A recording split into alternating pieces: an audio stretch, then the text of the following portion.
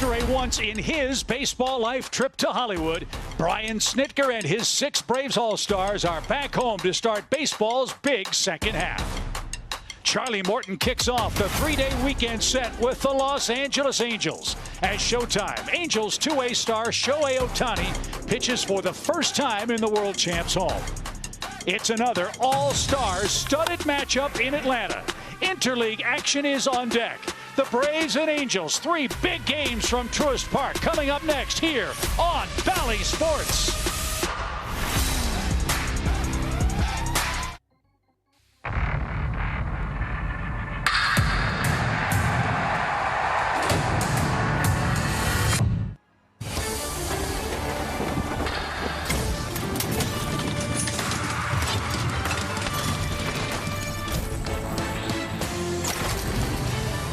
World champion Atlanta Braves baseball is brought to you by Truist. A packed house in Atlanta tonight as we start the second half of the season with interleague play. The struggling LA Angels are in town to face the streaking Braves in Game 1 of a big weekend series. Our series will start a little late. There is a threat of rain in the area, so the tarp is on the infield. But when we get going, we've got a great matchup. Charlie Morton for the Braves and Shohei Ohtani for the Angels. Hi again, everybody. I'm Chip Caray, Kelly Kroll, Brian Jordan, Paul Bird will be along in just a moment. Welcome to the second half of this 2022 season. The first half was absolutely spectacular for the Braves, winning 56 games and 33 of 44 since the 1st of June. Now, with 68 games remaining, 38 of them against winning teams, 12 of them against the division-leading New York Mets, and 13 interleague matchups, Brian Jordan, starting with a tough assignment tonight. Shohei Ohtani, the reigning MVP of the American League, has the ball for the Angels to start the series opener tonight. Well, I knew it was a special game when my 10-year-old son said, "Dad, I want to come to the Braves game tonight." He never wants to come to the Braves game, but Shohei Ohtani, he puts on a show. This guy is special. He is the LeBron James of Major League Baseball, and every little kid wants to see him pitch. He is a phenomenal pitcher, but he wins his own game. Look at the numbers, 9-4 record with a 2.38 ERA. Opponents only 199, Paul. This guy can get it done. Even with his bat, he is one of the best power hitters in the game. Yeah, it's not just the fact that he plays both sides, it's how well he does at each. An all-star in each, MVP. But let's not forget, we got Charlie Morton on our side. Incredible second half last year. No guarantees that he'll do the same, but I like what I see right there. Check out the last 7 starts. At 38 years old, he's just getting better like a fine wine. Why wouldn't he do that in the second half? Come on, Charlie, show me the big hook. To lefties, to righties, the high heater, and we're going to have a phenomenal game to watch. The booming Braves bats against Shohei Ohtani. That's a matchup to start the second half with, and we can't wait to get started here at Truist Park with Game 1 of our weekend series. All the stars are out on the Friday Night Showdown presented by Kaiser Permanente. We'll return to Truist Park and get the series started. Braves and Angels baseball coming up here on Bally Sports.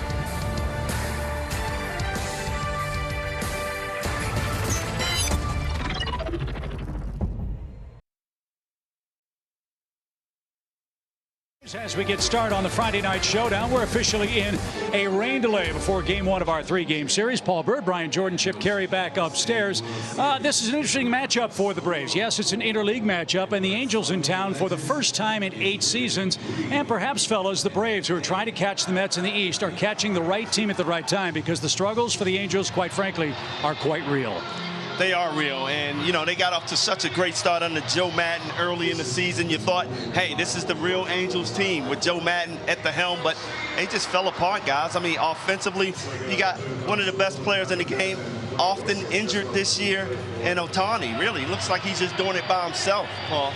No, you're absolutely right. And, you know, unfortunately, they want a winner out there. The fans will get behind them, but they just haven't been able to put together a consistent enough team. I know I'm a little biased, but I think it starts with the pitching. It starts with that rotation and then a better bullpen. And if you do those 2 things, you're in every game. And then, of course, it's a testimony to how complete the Braves team is because they're loaded in every area. Yeah, that's the job of Perry Manassian, their general manager, who used to work with Alex Anthopoulos here in Atlanta. But the real shame of this series is we don't often talk about who's not going to play. But look, the Angels are seldom in Atlanta.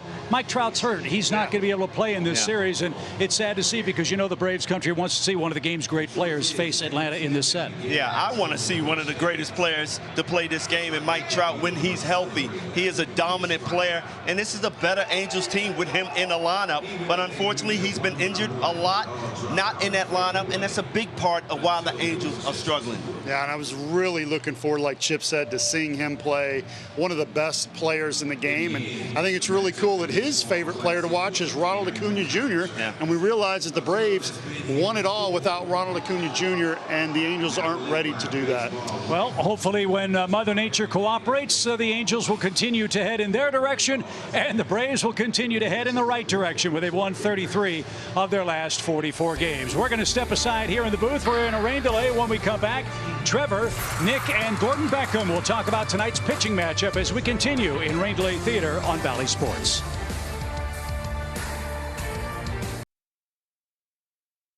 He's 1 inning away from 100 on this 2022 season. He'll take the ball in Game 1 against the Angels here at Truist Park. With this marvelous 56-win first half for the Braves, they had 6 All-Stars, 6 of them, most in the National League.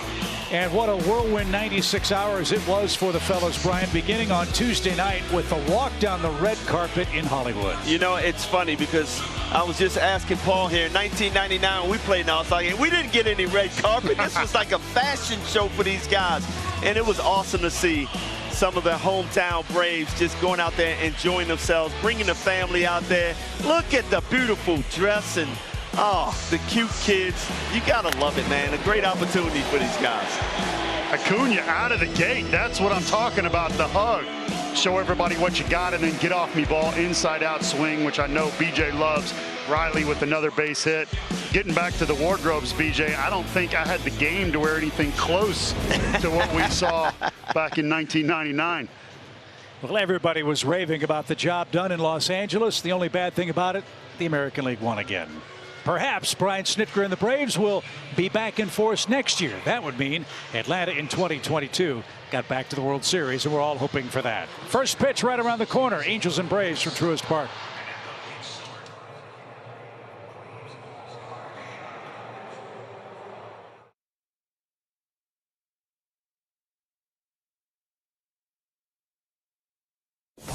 Perfect pitch from Morton. Paints the corner. Swing and a miss. Punch-outs for Shohei Ohtani. There's Uncle Charlie. Swing and a miss. Charlie struck out the side. It is in there. A career-high 13 strikeouts for Shohei Ohtani. Strike him out looking. John Morton's had his A+ stuff in this ballgame. So it is an A+ matchup for the Angels and the Braves as Charlie Morton makes his way to the mound, seeking victory number 6 on the year, as a packed house is gathered here at Truist Park as the second half of the 2022 season is now underway. A look at the Angels starting lineup. Phil Nevin is their manager. Shohei Ohtani, the leading candidate for a consecutive MVP award in the American League, will lead off. Taylor Ward hits second. Jared Walsh is their first baseman. He's a Georgia Bulldog. Joe Adell has been their top prospect for a number of years. Jonathan Villar, know all about him. Marsh, Max Stassi, and Andrew Velasquez, the lower third for the 39 and 53 Angels, who have lost 40 of their last 55 games. So, fellas, what do you expect out of Charlie Morton tonight? Well, if Uncle Charlie is on, speaking of that curveball, it's fantastic. If that's on, look out. And, man, what a way to start the second half. I mean, does it get any better than this matchup right here? Absolutely not, man. The veteran, Charlie Morton, I think that's the best pick to start the second half. So as Morton finishes his warm-up tosses, gentlemen, what are the Ford keys for Game 1 of the weekend series? Well, look, if you're on the offense, hey, you got to get the ball up in the zone. Shohei has a plethora of pitches, and you want to make sure he gets it up in his zone because that split is so nasty. And Charlie Morton to start this second half, got to get ahead of these hitters. Angels have been really struggling. Look, in the month of July, Atlanta scored 84 runs. The Angels only 36. So they have a tough time scoring runs, and hopefully Charlie can hold them down again tonight. So Shohei Ohtani, a left-hand hitter, a right-handed pitcher, will dig in first. His first appearance against the Braves, his first appearance in Atlanta tonight. That's what I'm talking about. Stay right there. Ohtani has great power. He's also clocked out of the box with the average. He's the fastest from home to first. He's got speed too. Crushes the ball in, struggles with the ball away. So 77 degrees at first pitch, officially a 55-minute rain delay before game one gets underway. 1 ball, 1 strike for Shohei Ohtani.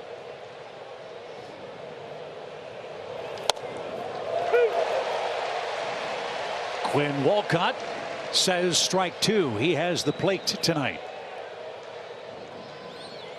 If I'm Charlie, I am staying hard. Throw that fastball. Don't throw him anything off speed because he can crush it. Shoots this one into the shift. Dansby's got it. Ohtani flying down the line is out by a step.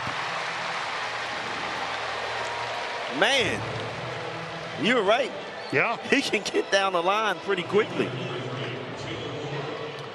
And it's deceiving. It's just those long legs. Yeah, you don't think that's number 1 home to first with his size. 6'4", 210. And good to see Charlie Morton get the ball on the ground to start the game. Now Taylor Ward. He's a 12-homer, 34 RBI man, batting .286.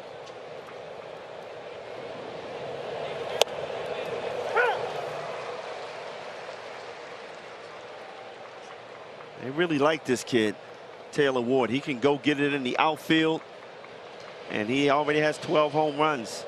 They like what they see out of this kid.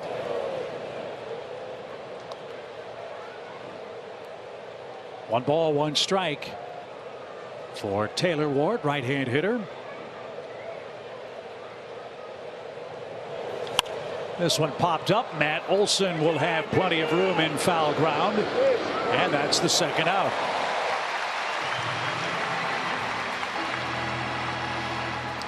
It's been a struggle for the Angels. Over the last 14 games, they've won just 2 of them. They are averaging around 12 strikeouts a game. And yes, they are without Mike Trout, who will probably be unavailable for this entire 3-game series. Guys, if you remember back to May 16th, this team was in first place under Joe Madden.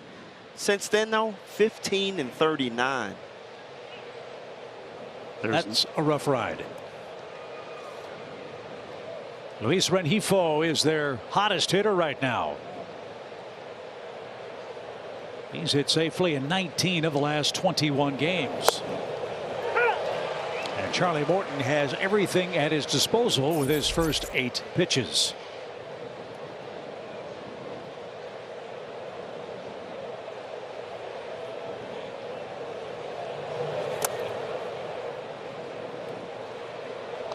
Coming out of the gate looking sharp. I like it.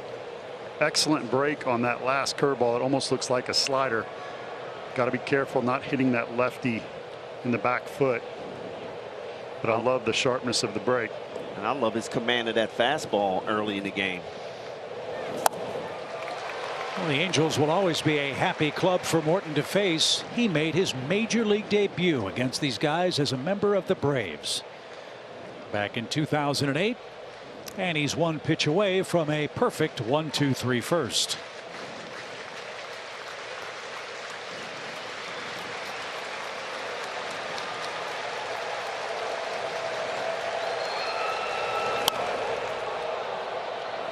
He'll try again as Rengifo stays alive at 1-2.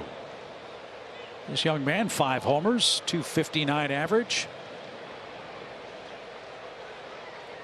He's the man that broke up Clayton Kershaw's perfect game bid in the Freeway Series between the Angels and Dodgers. And a close close miss evens the count. Well, we saw that ball called a strike in Washington from Matt Olson.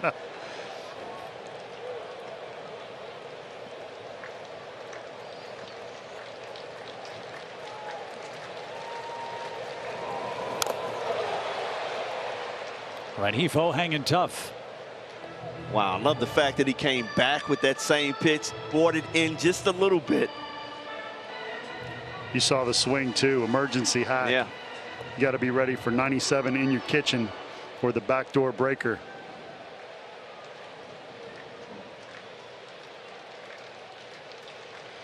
Dansby shading up the middle on the infield for Rengifo.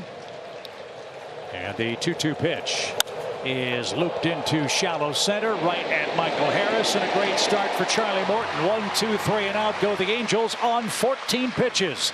Now the Braves tangle with Ohtani in a scoreless first inning.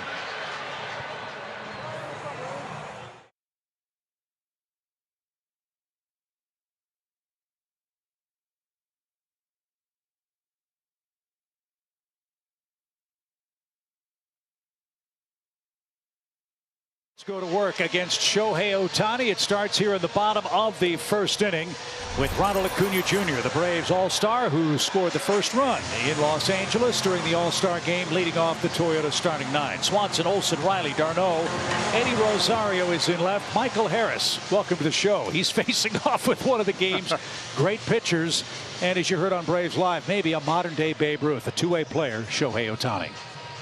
What a talent in Shohei Ohtani. Saw him at the plate, ground out. Now he's on the mound to get some outs.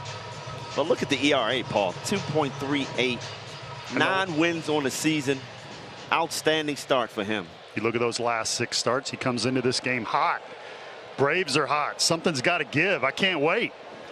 Ohtani has not allowed a homer in those last 6 games. The Braves have hit the second most homers in Major League Baseball. We'll see what gives tonight as Ohtani says hello at 97 to start his night.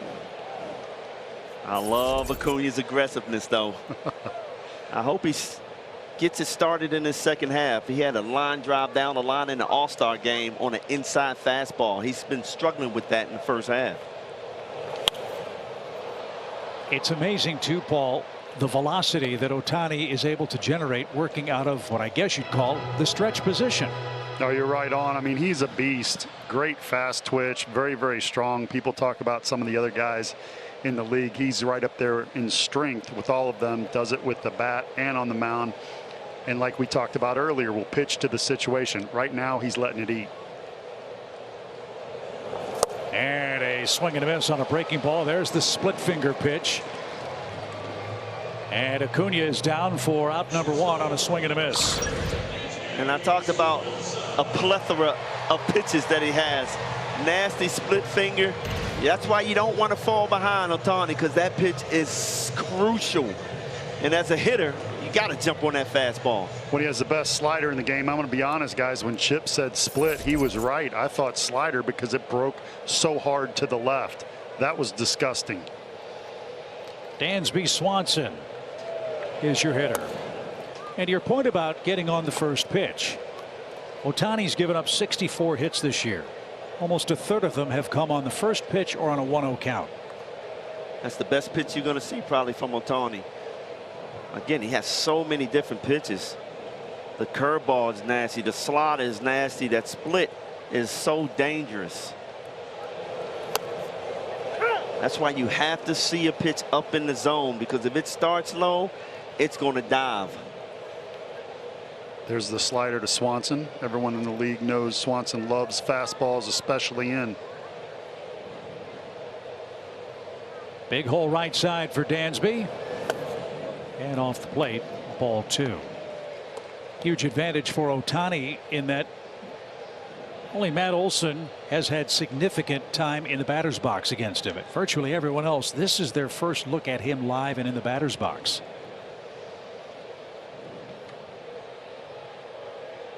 So from one All-Star to another, Dansby Swanson, with more hits in Major League Baseball than anyone else since May 23rd, is ahead in the count.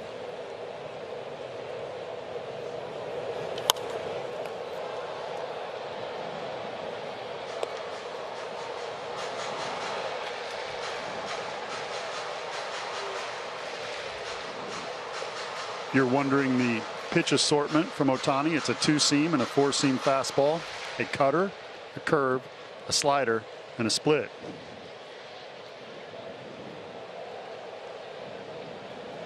We'll keep track of his pitch usage as the game goes on. Has a 2-2 on the way. Swing and a miss. And Dansby is out number 2. Wow, welcome back from the All-Star break, guys. Get a little bit of this, get a little bit of that.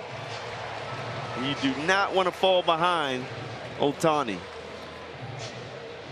And that's how he's been so successful. He has struck out 10 or more hitters in 4 consecutive games. 46 to be exact in 26 2/3 innings. Let's see if Olson can change that.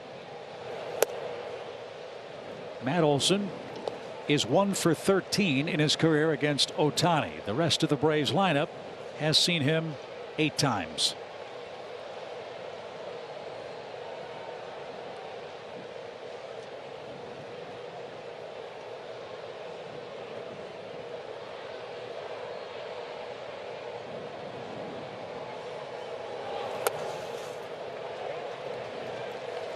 Talking to Matt before the game, I said, what makes him so tough? He said, Paul, he goes, it's not just the fastball. The split finger for me is so hard to pick up. And because his fastball is upper 90s, I got to commit early and be ready for it. And by the time I recognize that it's a split, it's too late. Well, he's ahead in the count now. And a perfectly placed pitch makes it 2 balls and a strike. I was talking to Kevin Sycer doing batting practice and saying, hey, what's the key to hitting this guy? And he said, it's no key. You don't want to fall behind, but you want to jump on that fastball up in the zone.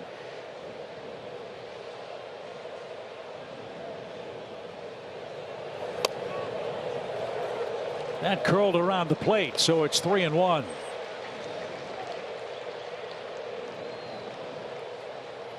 And the crazy thing is, he said, throws a lot of splits to the lefties. We already saw a split to a righty for strike 3.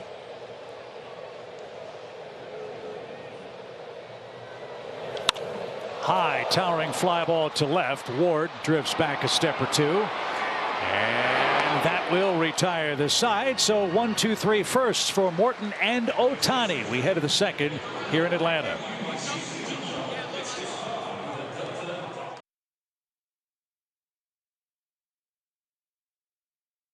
Morton on 14 pitches there in the opening frame, facing the Angels here, his 10th career start against them. Last time, however, in 2019. But biggest thing for Charlie Morton here was getting off to a strong start in the second half, guys. He wasn't very pleased with that last outing before the break against the Mets, where he gave up those 5 runs on 6 hits, and told me his plan really kind of going into that break was that he was going to throw a pin on Friday, so that would have been a week ago today, play a little catch. But he said, you know, for me, I've done this enough that the extra time off, while it might, you know, affect some pitchers in the rotation, he goes, I really think it's going to benefit me. I'm looking forward to this break mentally, physically, and then I can really get rolling here in the second half. But Bertie, that's a real thing for some of these younger pitchers. You know, you get that extra time off, too much time off, whatever it may be, and it can kind of mess with you a little bit. I agree. You're right on, Kelly. And Charlie, once you get older, it doesn't affect you as much. You've done it so many times that your mechanics don't get out of sorts when you have some extra days. And when your arm is fresh, you don't try to overthrow, or when you're young, you may try to do that. When you're a veteran, yeah, you got to get a fresh arm, got to be careful and still hit my spots like that. And that pitch to Jared Walsh, local kid from the University of Georgia and Peachtree Ridge High School. An all-star last year with 29 home runs. He's hit 13 so far this year.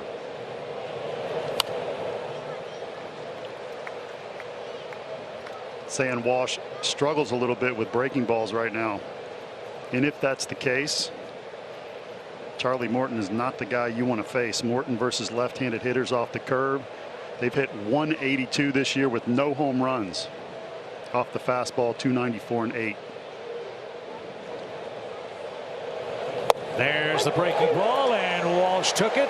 Called third strike, 1 away in the second inning. Wow, what a pitch right here, Paul. Looking fastball, and he gets Uncle Charlie right there. No sense in arguing, is right down the middle. And that number that I just mentioned to you just got lower. This is Joe Adell. He's the right fielder for the Angels. And he takes a strike. This could be a great weekend matchup for Atlanta. This is a strikeout Braves staff and an Angels offense that strikes out a lot. In fact, the Braves pitchers have struck out more hitters than any other major league team this year. And Morton's one more pitch away from back-to-back strikeouts here in the second inning.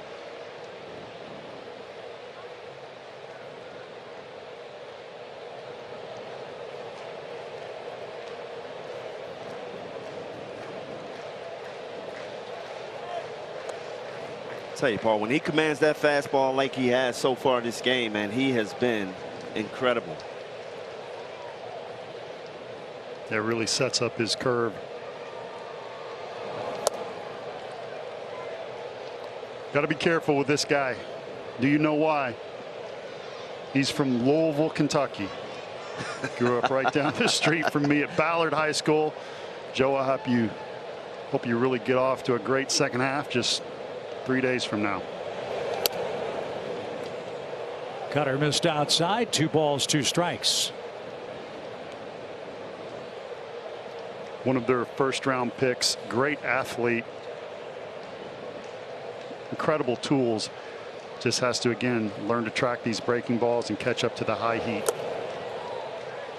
We've talked about it before. Some guys come up like Michael Harris. They do it right away. Some guys, Austin Riley, they come up, they struggle with sliders, struggle with curves, and it's a transition process, and you don't know how long that's going to take. But this guy has tools.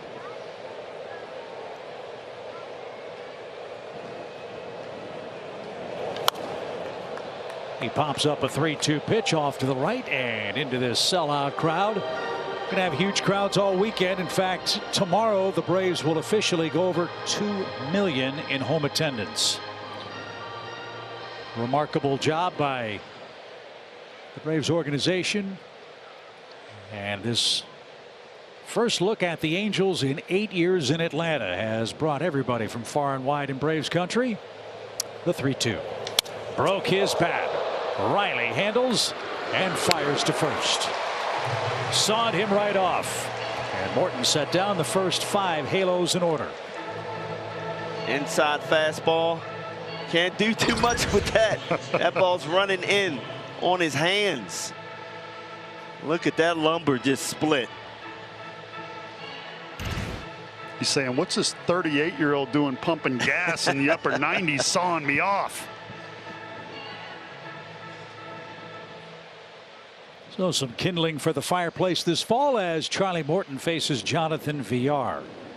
Villar has the start at third base because of the continued injury problems of Anthony Rendon.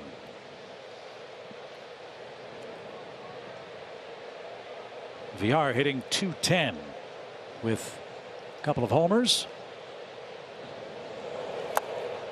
And that's taken low. Ball 1.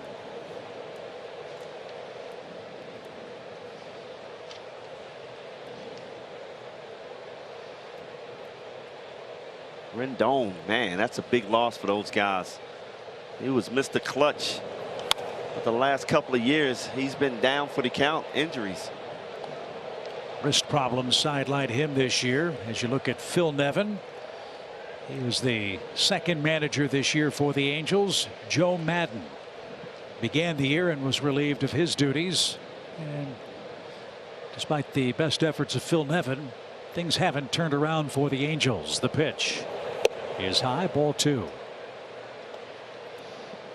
BJ, you'll appreciate this about Phil Nevin. We played on the USA team together. Also a football player, field goal kicker. Wow. So he would be practicing kicking the football in the dorms.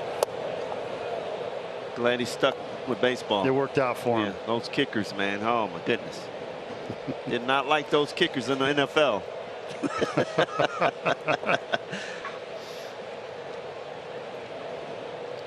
3 balls, 1 strike to Villar.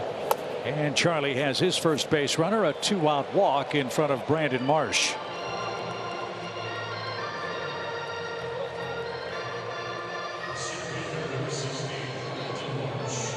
Marsh playing center in place of Mike Trout. He's another local kid out of Buford High School. Call it Buford University. Oh, it's a college campus now. That is a huge school. So the bearded wonder for the Angels steps in with 35 RBIs. VR is 7 for 7 in stolen bases. Got to keep an eye on him even with 2 outs.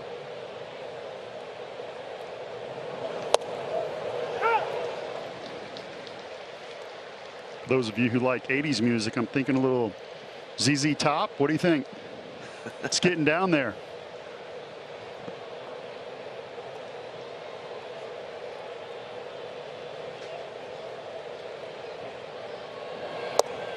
Back-to-back breaking balls, and they've been beauties all night long for Charlie. 0-2 the count.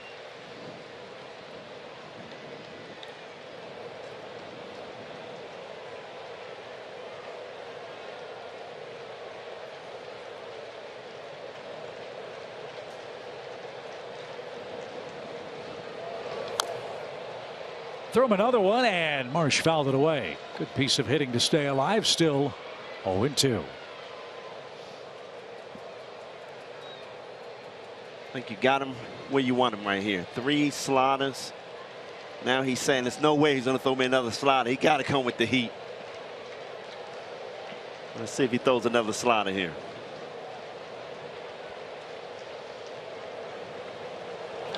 Fly ball hammered center, but there's room for Michael, a couple of steps shy of the warning track. And Charlie Morton is through his second inning.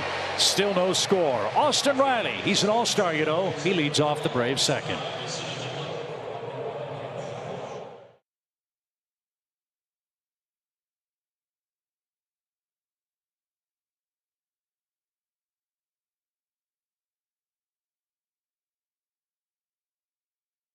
Riley, one of the 6 Braves All-Stars, will lead off inning number 2, and he is our Bounty Quick Stats feature. Now, since the month of July, he has been the player that we saw all last year, getting it done at the plate. 400 batting average, 28 hits, 9 home runs, guys. He is heating up, and hopefully he can continue that. That's why he was an All-Star. And he is the hottest Braves hitter right now, riding a 13-game hitting streak. So what a challenge for Riley versus Ohtani, who drops in a slider for a called strike. During this 13-game run for Austin, 7 homers and 13 runs batted in. This is a great matchup right here. Riley has turned into one of the best, if not the best, breaking ball hitters in the league.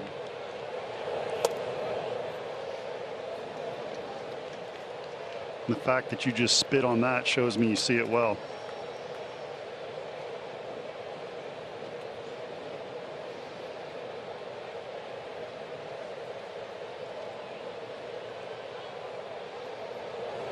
Scorched into left field. That's down for a hit. Riley's going to make his way to second base. It's a leadoff double and a 14-game hitting streak for the scorching hot Braves third baseman. Wow, the streak stays alive. He saw 2 sliders to start the at-bat off, and he gets this fastball running back in on the hands, and he is just so quick in, guys. I love it. Coming in 96.5. We'll send it out at 109. How about that, Chip? And I would assume, guys, in a matchup like this, your team's ability to manufacture runs against Ohtani will be really important. Very important, especially when you got an offense like Ohtani has and don't score a lot of runs. He almost has to pitch a perfect game. So what's the job for Travis d'Arnaud here with Riley at second base? Look to the right side of the field and make sure Riley gets to third base, but try to drive him in that way too. How incredible is it that this team had 2 catchers go to the All-Star game? I know one went as a DH in Contreras, but that's just simply phenomenal. Not just the Braves having 2 catchers, but 2 brothers were also on the All-Star team. Both of them catchers, William and Wilson Contreras. And they batted back to back in the lineup, man. That was perfect. Strike three on the outside corner. There's the first triple-digit pitch from Ohtani. And there's the first out. d'Arnaud could not move up Austin Riley. One out. Wow, I think that just caught d'Arnaud. He didn't expect that fastball away there. Probably looking for an off-speed pitch. But when you're throwing 100 miles an hour, you guys, you cannot be late. Cannot be guessing. He throws that fastball 35% of the time. So I agree with you, BJ. You really don't want to look something that he only throws that percentage of the time in that situation. But Ohtani, as we said, will turn it up depending on the situation.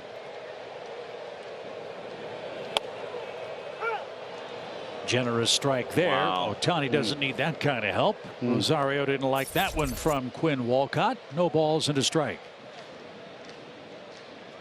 Rosario said, I just got my eyes fixed. It's outside. On the ground right side, that'll get the runner to third. But there are now two outs, and Marcell Ozuna will be the batter. Rengifo makes the play to first, and Ozuna hitting .221 looks for his 38th RBI, and it comes with two outs.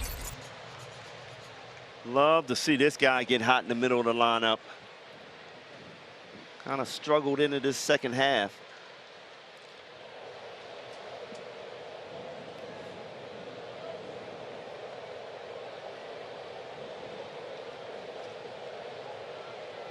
Maybe one of those splitters in the dirt will score a run.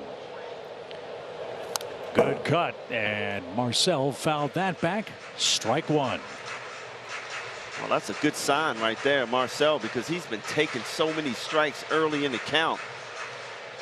Looking to be aggressive against Shohei.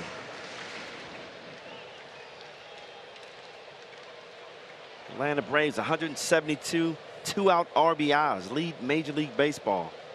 Hopefully we can add on right now. That was such a big part of that 33-11 run for the Braves starting on June the 1st. It was two outs, it was two strikes, and it was everybody, not just one or two guys for Snit's offensive squad.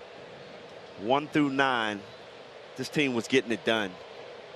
You look at a young kid like Michael Harris, I think he had his best at bats with two outs, two strikes.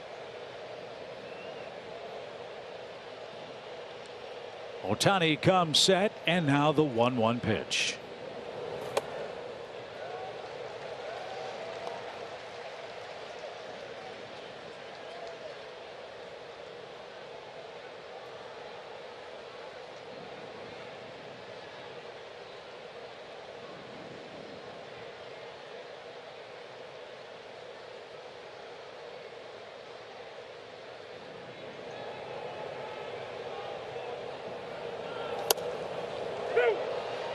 He's loose now. 2-2. That's a tough pitch right there. That low and away.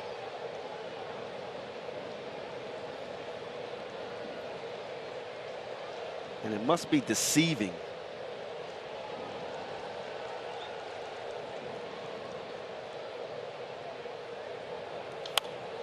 Fought that off. 101 miles an hour. So you're right, Paul. When he wants a little more, he has a lot more. So he used to throw 98 to 102 all game, and he only lasted 5 innings. And the transition in his game over the last year has been to relax, throw fastballs in the mid-90s nice and easy, and then wait till the big situation and amp it up. And that's what you're seeing here. On the ground to third, and Villar will load up and throws a strike. And Ohtani pitches around the leadoff double in a scoreless second inning.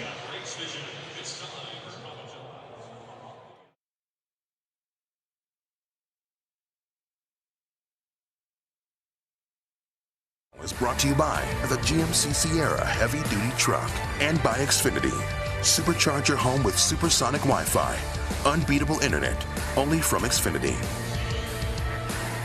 Kids of all ages are throwing lots of strikes after 2 scoreless innings here at Truist Park. After 2 innings, nothing. Max Stassi will lead off. He's the Angels catcher.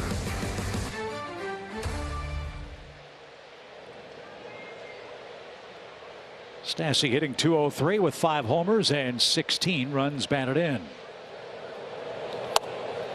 He's one of their 2 principal backstops. The other one has some Braves connections. Remember Kurt Suzuki?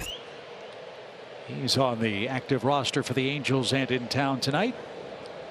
And perhaps we'll see him at some point this weekend.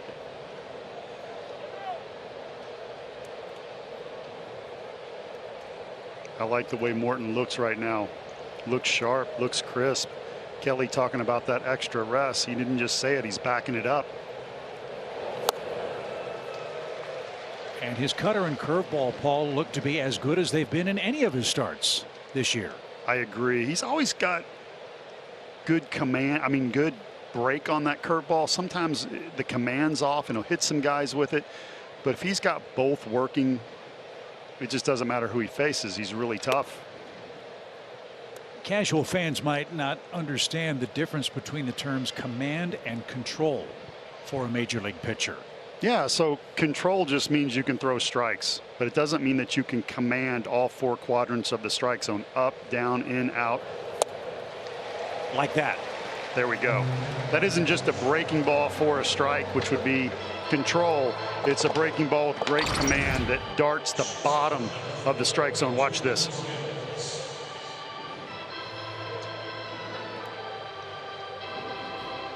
That rotation you're seeing too is the exact same rotation that you will see on a 4-seam fastball. So it's nice when they play off of each other. And the harder you throw that 4-seam up in the zone, the less time you have to make a decision on what pitch it is. So Charlie has a couple of strikeouts. He's facing the number 9 hitter, switch hitting Andrew Velasquez. Velasquez batting .171 on the year. And this is not a particularly powerful Angels ball club. There are a lot of guys that are slugging under .400 offensively. Velasquez slugging .266. Not a lot of power. And this one, a worm burner out to Riley. Fast runner, but he gets him by a step. And that's out number 2. Chip, this is almost like the older National League team where the bottom part of the lineup you have some good defensive players, but you just sacrifice that for defense. One's a good defensive catcher and you may have that good center fielder or somewhere else. Velasquez the shortstop. But this is the American League and now everybody has a DH, so it doesn't matter. So you don't see a lot of teams like that.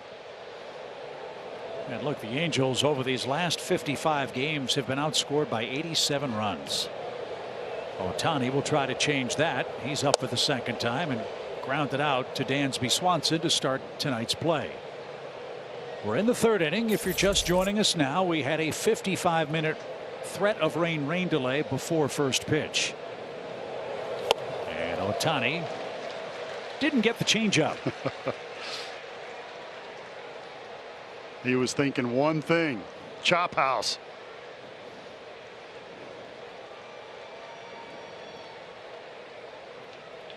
Ohtani was the MVP of the American League last year. Won 9 games as a starting pitcher and hit 46 homers. That'll do it for you. And he's on a similar pace this season. 1 ball, 2 strikes from Charlie Morton.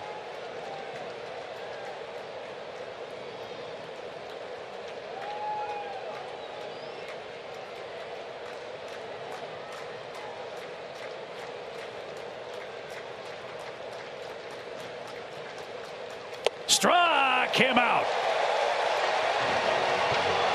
3 strikeouts in the game for Morton. 2 have come in the 3rd inning. Ohtani is 0 for 2 at the plate. Cano, Harris, and Ronald Acuna Jr. are coming up in the 3rd.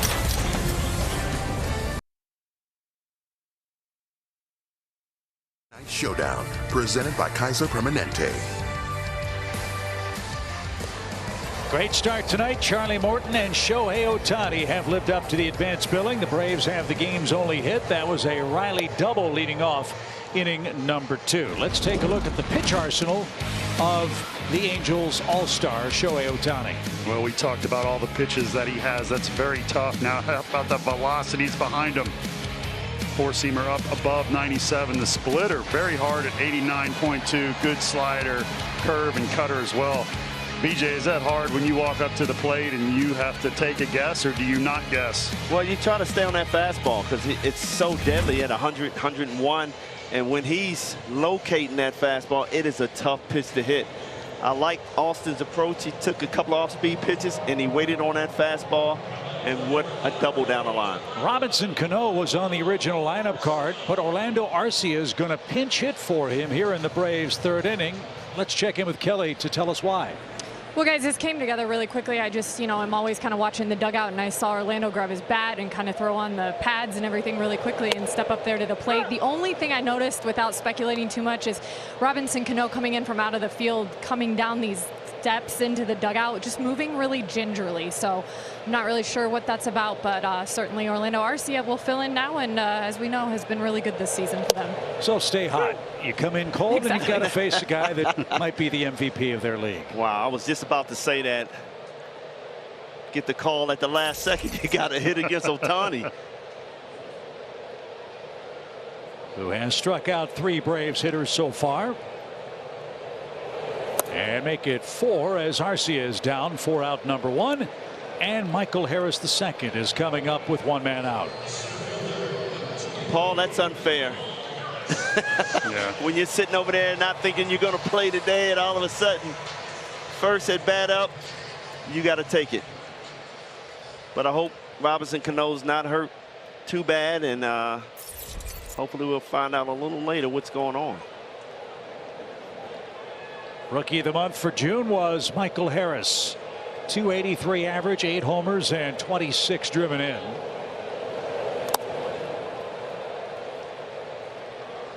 As Paul mentioned earlier, this guy with 2 outs with 2 strikes has come up with so many big hits for the Braves, and they've been late inning hits for the Atlanta offense. His batting average climbs as the game gets deeper. And a good cut at that pitch, and out of play, even count, 1 ball and 1 strike. Look, I love this guy because of the adjustments that he's making. Look, he struggled the last 10 days before the All-Star break. But the last 3 games, it looks like he's starting to lock back in, be patient, get his pitch, trust his hands, and hopefully we'll see him take off again. Can't imagine the physical strain for a young player in the major leagues for the first time, but also the mental aspect of it. I would imagine of all the Braves, Brian, Michael's the one that could have used the break the most. Yeah, no doubt about it. I talked to him and I said, hey, how was your break? He said it was great. I just relaxed, and now he's looking forward to this second half because he felt good at the end. Swing and a miss for out number 2 in the 3rd inning, and Ronald Acuna Jr. is coming up.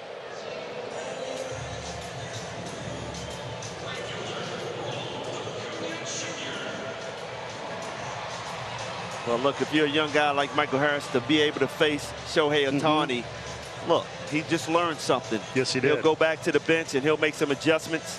Know that he has to jump on that fastball next at bat. Because Ohtani's off-speed stuff is just so good. He got Ronald on something off speed his first time up, and throws him a strike on a curveball. 0-1 is your count. And Ohtani has been a strikeout master in his last 4 games. He's riding a personal 6-game winning streak, during which he's allowed 2 runs. So if you get a chance, hopefully you can get him. Look, as a hitter, man, this guy is tough. I mean, you go up your first at bat, you see a couple of fastballs early in the count, then he starts you off with that nasty curveball. You find yourself in a hole and sitting there saying, well, maybe he's going to throw me a bunch of off speed, and he throws the 100 miles an hour by you.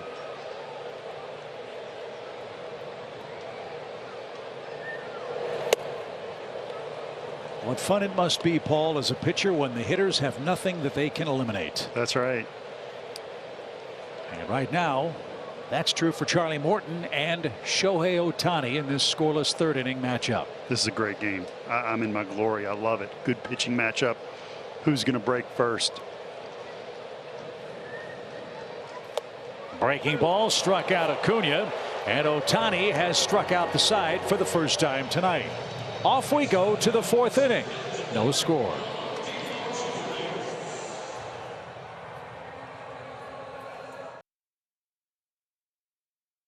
Home for Braves baseball. It's brought to you by Truist. Packed house tonight. The matchup has been great. Morton and Ohtani, no score after 3 complete innings. Taylor Ward leads off. He popped out to Matt Olson. Orlando Arcia remains in the game for Robinson Cano, who, as Kelly reported a moment ago, could not make his first at bat in the just completed Braves third. If we get more information on that, we'll pass it along.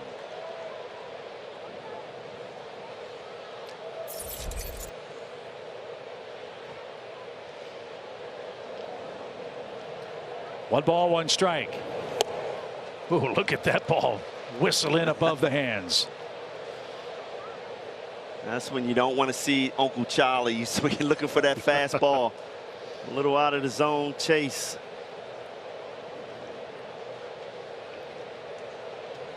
Here it comes. Ward is a rarity for the Angels. They have 3 players that are in double digits in home runs. The Braves have 7. And 2 more on the way with 8. Michael Harris and Ronald Acuna.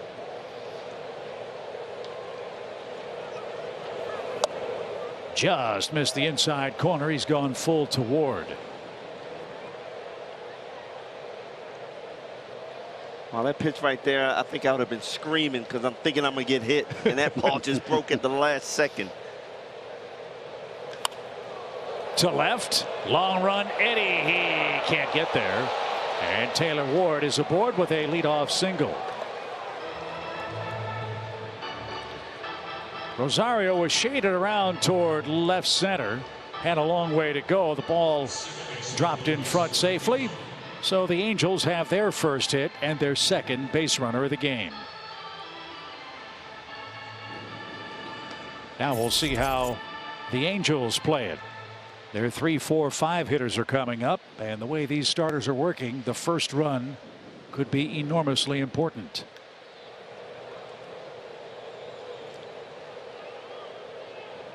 Ward has only tried 4 stolen bases. He's made it successfully twice. And Luis Rengifo takes a strike.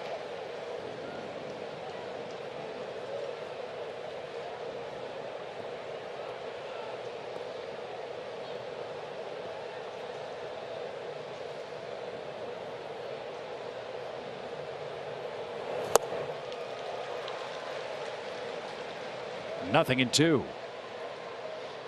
Wow, Luis is seeing a steady diet of that curveballs. I think you might get him with that curveball off the plate. He'll be swinging.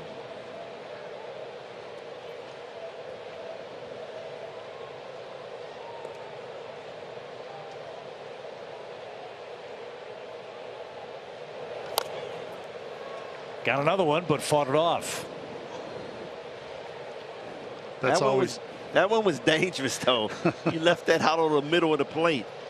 That's always the tough call as a big league pitcher. How many times can you go back to the well? 3, 4? Because just once you throw a big league hitter the same pitch over and over again, usually they pick up on it. But if they just look helpless on a swing, it's hard to throw something else. So, Paul, what was the purpose of that pitch after the 3 straight curveballs? Yeah, so that's a setup pitch. You don't want to just continually throw the same pitch over and over and over again. So he threw a fastball out of the zone. Expect him to go back to the breaking ball here. You're setting him up with the high fastball, same rotation. Now that curve will look like that. Not saying he's going to do that, but there's a good chance that's a setup pitch. Is that what you call changing the eye level of a hitter? Yeah, you want to show him something that looks the same rotation, and then follow it with a different pitch that looks like it's the previous one that's not.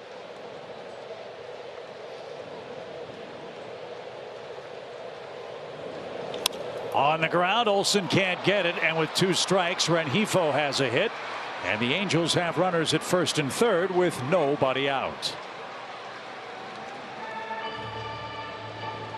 That spot where holding the runner hurt the Braves defense just a little too far for Matt to range to his right. Seeing eye ground ball to the right side. It's a game of inches. But I'll get picky. I liked him going back to the curveball, as I talked about. So the Angels have their first scoring chance. Jared Walsh struck out his first time up. Riley in at third. Braves would concede a run for a double play here.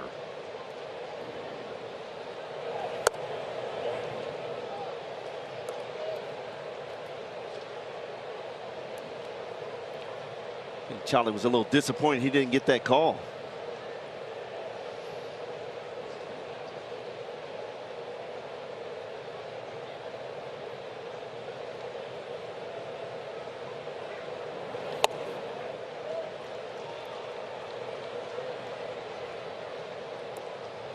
Two and 0. Oh, you don't realize, but Charlie Morton is up to 59 pitches already.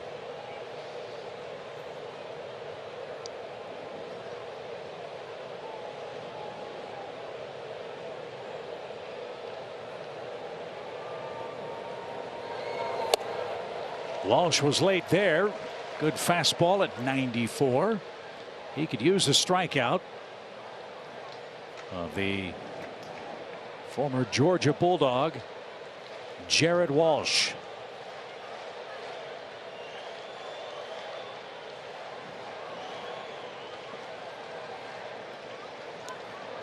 He is second on their club in most strikeouts as a hitter.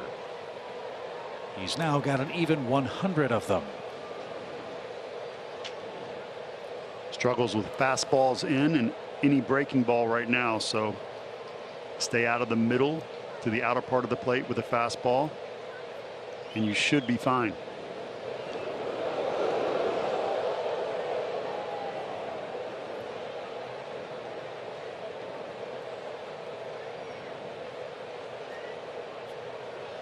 So Rengifo at first, extending his hitting streak. Taylor Ward at third after he singled to left to start the inning. 2 balls, 1 strike. And there's the high heat. Now it's 2-2. You get this man, then you think about Ground Chuck getting a double play ball.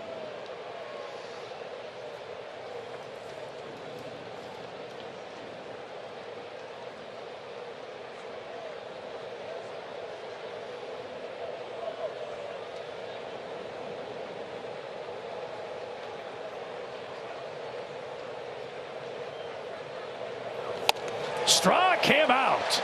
Huge pitch from Charlie Morton. Inside corner. And that is out number 1. Great location. Watch the fastball cut at the last minute right here at 94 miles an hour. Looks like it's going to be middle, BJ, and you see the cut on it. And before you know it, it's by you. Well, you talked about he can't handle that inside fastball well. Charlie Morton got the reports. He's reading the same reports as me. Yes, he is. Adell grounded out his first time. Morton would love a similar result here. Strike 1.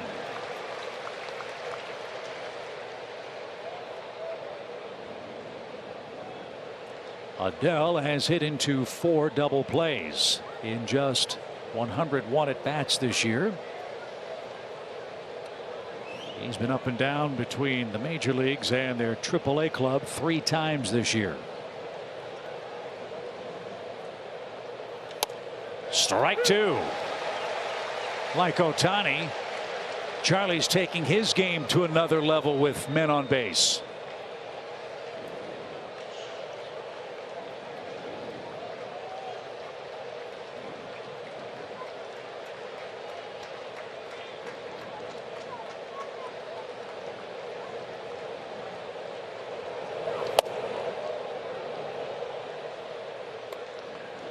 Look, with all the injuries that LA Angels, keep thinking Anaheim, LA Angels have had. I mean, young kids like Adell gets an opportunity. This guy has good speed, good talent.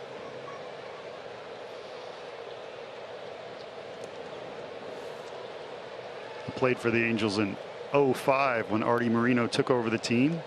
Artie made his money advertising and billboards, and he changed to the Los Angeles Angel of Anaheim, and the Dodgers weren't real happy about that, BJ. One ball, two strikes.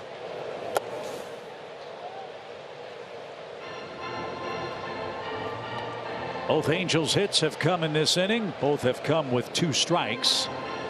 And he's got a two-strike count on Joe Adell, the Angels' fifth-place hitter. So you can tell Adell is looking breaking ball away right here from the last two pitches.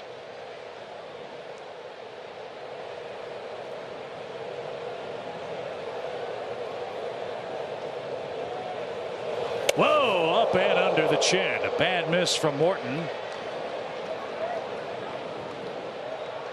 And Adell fortunate to spin out of the way of that wild offering. Full count. I don't know how he got out of the way of this pitch. Ball's running in hard. Well, Paul. Whoa. Now that slot is coming. And how about the great save by d'Arnaud? Yes. If he doesn't catch that, a run's going to score probably. Great point. Ward at third, Rengifo at first, and a payoff pitch. And the bases are loaded.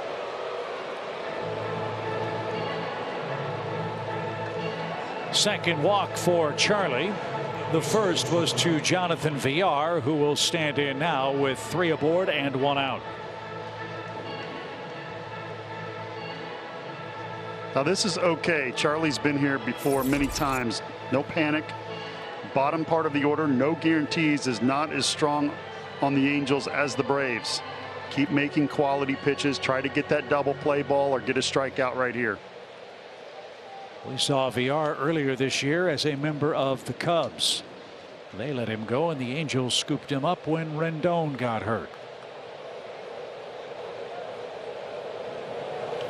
Lashed out of play to the left.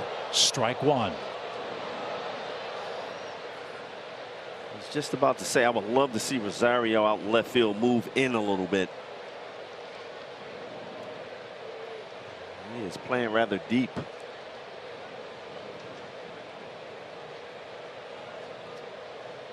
Charlie's been terrific, but he's about to make his 70th pitch. And it's double play ball. There's one. Dansby to turn. He got it. Inning over.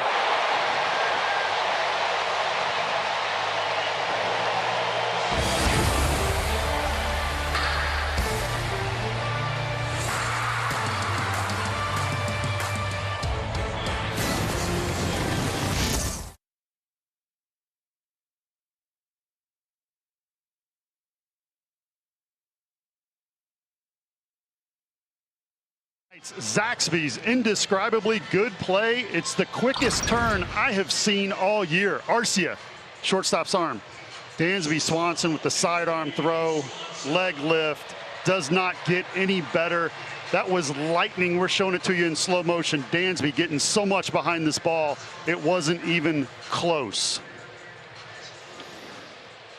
Great play right there. Arcia, look, I know he's surprised to be in the game today, but this guy can play some defense. He has a great arm, and that's a huge play of the game right there. That's a momentum changer right there. It happens so often in a major league game. One team loads the bases and doesn't score. A lot of times the other team does. And the Braves have the right guys up to get that done against Ohtani. Swanson, Olson, and Riley up for the second time. Riley has the Braves lone hit. And speaking of that, Paul, if you're Ohtani, you got bases loaded, 1 out, you don't score. Does that put added pressure on him going out to pitch this inning? It does. You start to feel like, okay, not getting a lot of runs. You can overthrow in a certain situation, try and strike guys out instead of giving up a run. you never want to give up a run, but you start playing games like that inside your head. Well, in talking with all the Angels people before the game, interesting note on Ohtani, who didn't pitch in the All-Star game. He plotted out starting the first game of the second half and plotted out all of his second half starts because he said, quote, I want to be lined up for the first round of the playoffs. That was his mindset for a team that enters play at 39 and 53. How can you not like that? I love he's that. the man Yeah. facing it. Yeah. That's not an arrogance thing. You know, you take the mound, you want to win. You want your team to go to the playoffs. You want to believe in your team. You're also sending a message to all those guys in the field and on the bench. I'm ready for the playoffs. Let's turn it around and get hot. This team led the division early on, as BJ said earlier. And you're setting the tone for these young guys. You know, it's getting called up. You know, learning how to be a professional. And with that attitude, man, that spreads out. You know, when you got one of your stars saying that and believing that. But there is a big question around Ohtani, and it's this. He's a free agent after next year. And with all the Angels need, would Perry Manassian consider trading this guy at this year's trade deadline? I really think he would trade Mike Trout before he trades Ohtani. Really? Yes. Little tapper is rolled foul. And Chip, I'm going to tell you why. Because he is a draw. And LA Angel fans come to see Ohtani, I mean, every single day. So you would lose a lot of revenue alone if you trade this guy away. Fans are not going to fill your stadium. So that's a tough call. Huh? Stop saying stuff like that. Don't let anybody know those little reasons not to trade Ohtani. 2 balls, 2 strikes, and a swing and a miss. That is strikeout number 7 for Ohtani tonight, and that's out number 1 on the Friday night showdown. The Braves and Angels from Truist Park. It's presented by Kaiser Permanente. Matt Olson made contact in the first inning. He flied out to left, so Matt is 0 for 1. Matt very quietly has had a remarkable last 3 weeks. Olson's driven in 20 runs in his last 20 games. More comfortable and more productive at the plate. Guys, I've seen enough of Ohtani. I think now don't try to swing for a home run. You got to shorten up and put the ball in play. Put pressure on him. Get on base. Let him worry about you on the base paths. Get his pitch count up too. He's only thrown 47. It's the 4th inning. I mean, he's that tough. And you talked about it, Chip. No home runs in his last 6 starts. I see why. Into right center field, but that's going to be playable. And Matt Olson is retired. That is out number 2. And here's Austin Riley, the man that has the lone Brave hit. What's so disappointing about that, it was a leadoff double, and the Braves couldn't bring him home.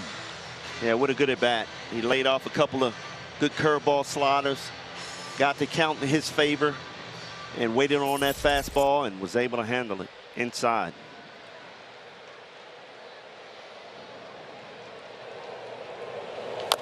Little number, and Ohtani is able to flag that down. He'll take it to the bag himself, and that retires the Braves in order in the 4th inning.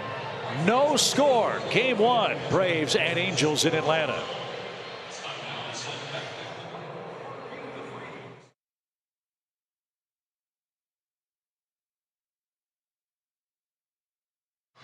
Packed house in Atlanta, no score, just 3 combined hits. That's how good Charlie Morton and Shohei Ohtani have been tonight. Truist Park is rocking, as you see on our Xfinity Live Look cam. Mr. Morton will go to work with the bottom of the Angels order: Marsh, Stassi, and Velasquez. Charlie had to work hard in the 4th inning, but got a big double play ball to keep the Angels off the scoreboard. Marsh flied out his first time up.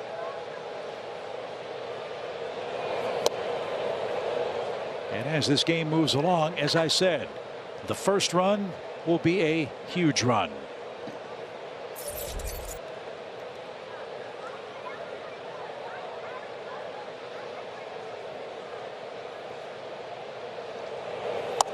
That shaves off a corner. 1 ball and 1 strike. The Mets are also in action tonight. As you follow these scores on the bottom of your screen on the Bally bar, you'll see the Padres lead New York 2-1. That game's in the 6th. The Braves begin play tonight, 2.5 games behind the Mets. And 9 games coming up with them here in about 2.5 weeks. With 2 strikes, the Braves move into their shift. And Marsh didn't get that. A swing and a miss.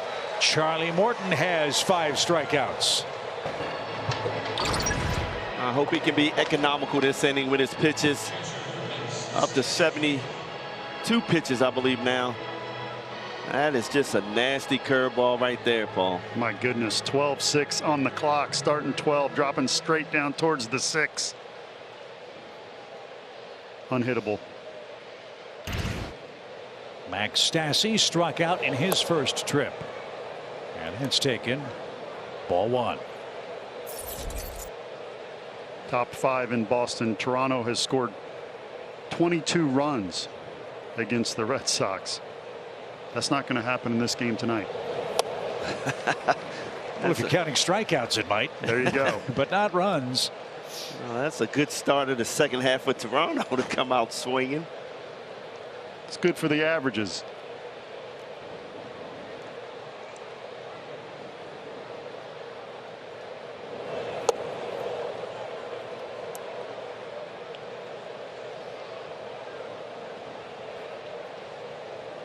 Such a late break on that slider. Man, I thought he was going to hit him in the leg.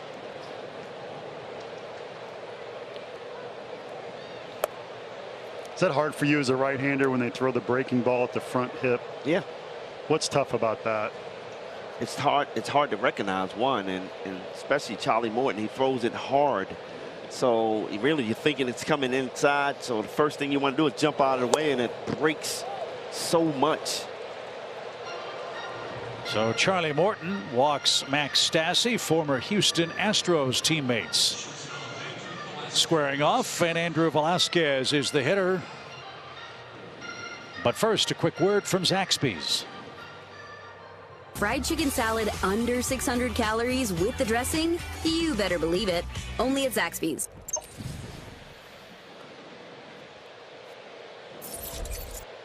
I could never pitch against my former catchers either. I always felt like they knew something on me. Up and away to Velasquez, important hitter here.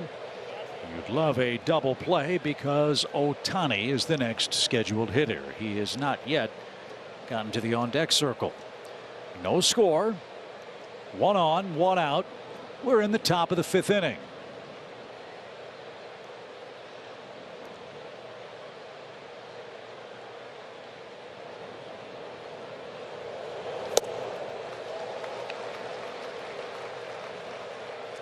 How cool is that, though? You're pitching a gem of a game, and you get to walk in the batter's box and try to win your own game.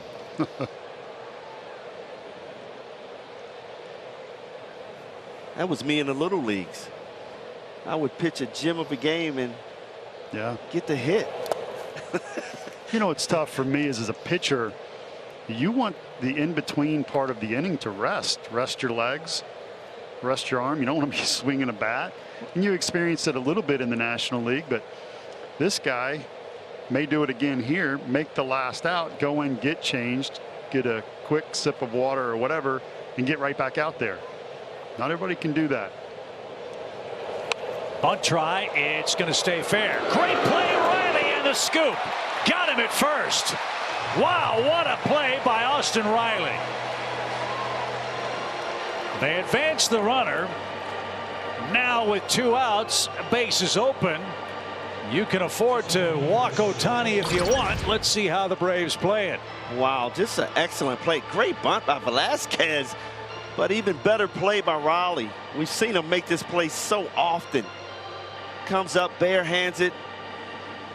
Reminds me of Chipper Jones back in the day. That's a dangerous scoop right there by Matt Olson. He's got to get his glove and wrist out of the way. You saw him exhale in relief.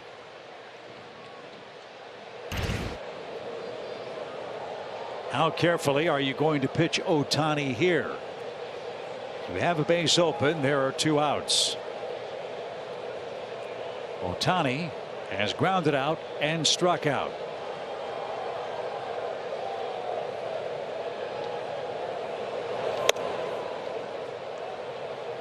The Angels 117 RBIs with 2 outs, 29th in Major League Baseball. That's not getting it done, Paul. But to your point about having a chance to give yourself the lead, well, Ohtani can do that. And that's off the netting, a late swing. 1 ball and 1 strike. That got in on the hands right there. You see him shaking his hand out? That's his throwing hand, too. Ohtani really good on the ball in. That beat him right there. Atlanta pitchers, how about this, BJ? Opponents hitting .201 with 2 outs and runners in scoring position. That's an NL best.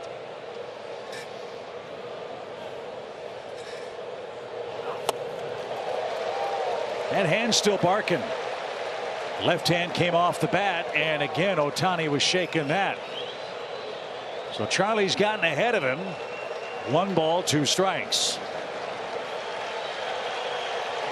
Curveball away, BJ. It better be way away. Don't let it come back across the middle. The Angels with 2 hits, the Braves with 1.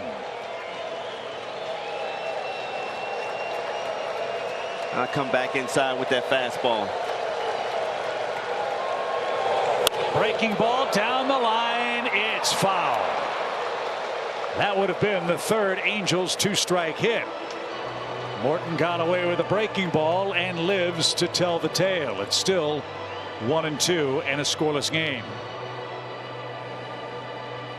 Again, Paul, I would not want to see the breaking ball again. When I said curveball, I meant away. I didn't mean middle. The pitch come back in. Can you hear me, Travis? Can you hear me?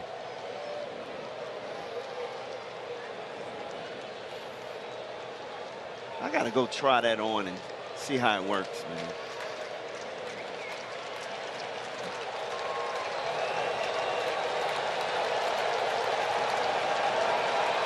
Runner at second, 2 outs, 2 strikes. And Ohtani wants a moment. Chip, how many times do you say this?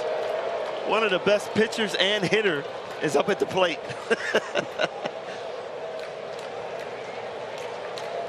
His first visit to Atlanta. Shohei Ohtani versus Morton, the pitch. Back foot breaking ball hits him. And Ohtani will hobble down to first base. Remember, he's not just a hitter, he's a pitcher. And if that foot is barking, that might affect him on the mound. And you heard Ohtani yelp as that ball hit him flush. And so after getting ahead, a ball and 2 strikes, the pitch count will pile up further for Charlie here with 2 batters aboard and 2 outs in the Angel 5th. Curveball 12-6 going straight down. We've seen him do this to lefties a number of times this year. I don't know. That might be a great acting job right there, because that looked like the ball hit the ground first. But I like it. He's an actor too. So Taylor Ward, the hitter, 2 on, 2 out. In the dirt.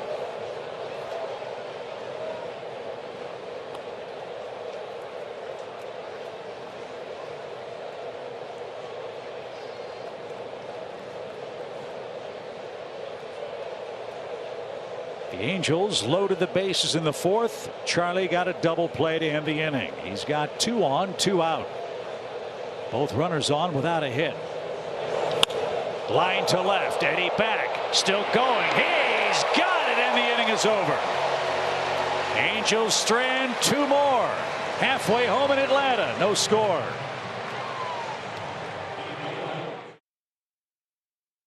A-list member of the game is Justin Reese of Canton. Justin's been a member since 2017. His favorite A-list perks are priority access to postseason tickets and exclusive events for his family to attend. Congratulations to Justin Reese, today's A-list member of the game.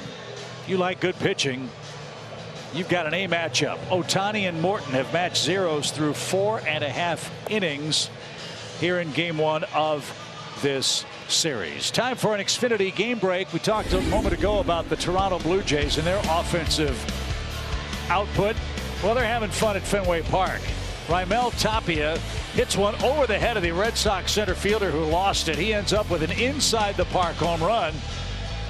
Center fielder obviously very disappointed about that outcome. And oh, by the way, they're only in the 5th inning, and the Blue Jays have a 25-3 lead in Boston. I'm quite sure that center fielder was taken out of the ball game. Once he saw it landed, instead he just walked. He just gave up on it.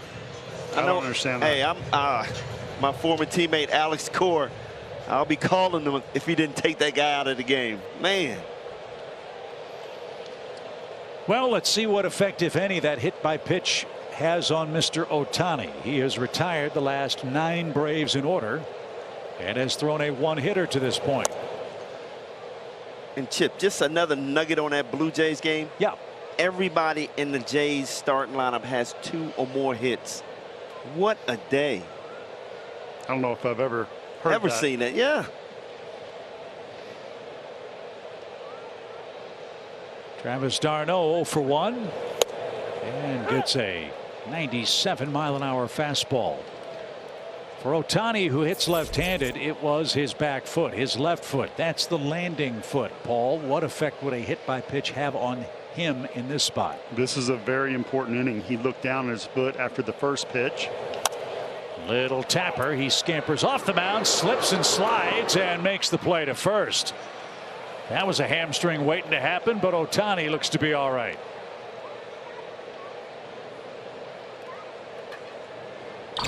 Wow, we are finding out a lot from Ohtani. He's a great pitcher, great hitter. He's very flexible, and he's a good actor. No problem with the foot getting after this ball. And yes, he can throw off balance as well.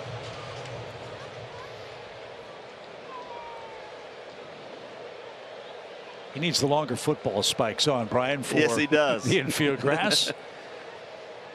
As he has the first out of the 5th inning, here's Rosario. Eddie rolled out to second his first time up. This stadium is waiting to erupt. I'd love to see a long ball here in the next inning or 2 and show all the Angels fans in attendance how loud Truist Park can be. That got the home plate umpire Quinn Walcott.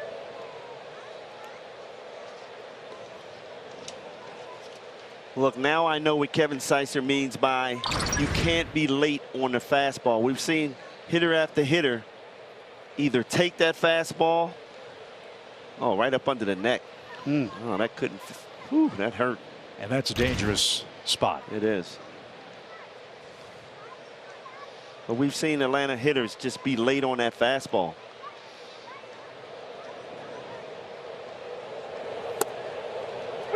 There's the split. It's 0-2. And as I said, the Braves are certainly capable of taking any pitcher out with a home run ball. But Ohtani has not given up a homer in his last 44 innings. As that's cut on and missed. That is strikeout number 8, and 11 straight have been retired. That's another nasty split finger to left-hander, which he throws a lot. Wow, you got 2 strikes. That's a tough pitch to lay off of. We're seeing that in slow motion, but that's the rotation that Matt Olson was saying, that by the time you pick it up, it's too late. You're already committed. The other thing you have to ponder is Ohtani has 2 outs in this 5th inning.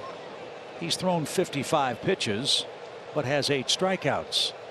He has been extremely efficient. And the longest he has pitched in a big league game this year is 8 innings. That came against Kansas City on June 22nd.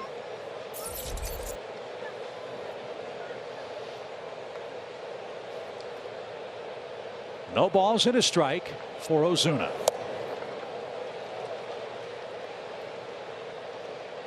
Guys, I know it's hard as a hitter. That's exactly why Kevin Sykes said if the ball starts out low, let it go. You got to get a fastball up in the zone to beat this guy.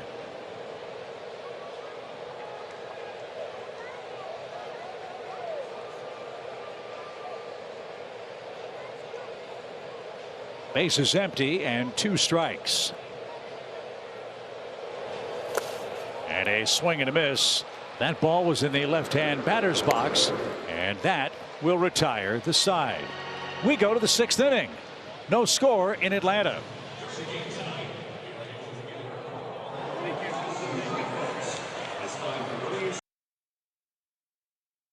Is brought to you by your local Ford dealer, Delta Airlines, keep climbing, and by Truist.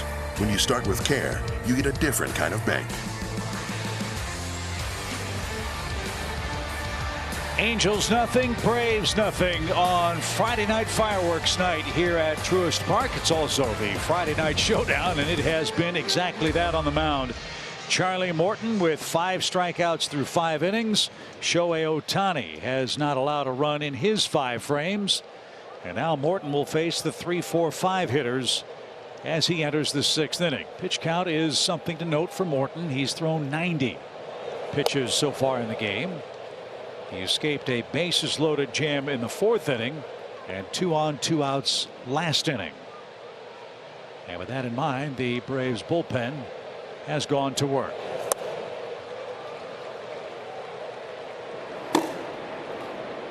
Dylan Lee is the first man to warm up.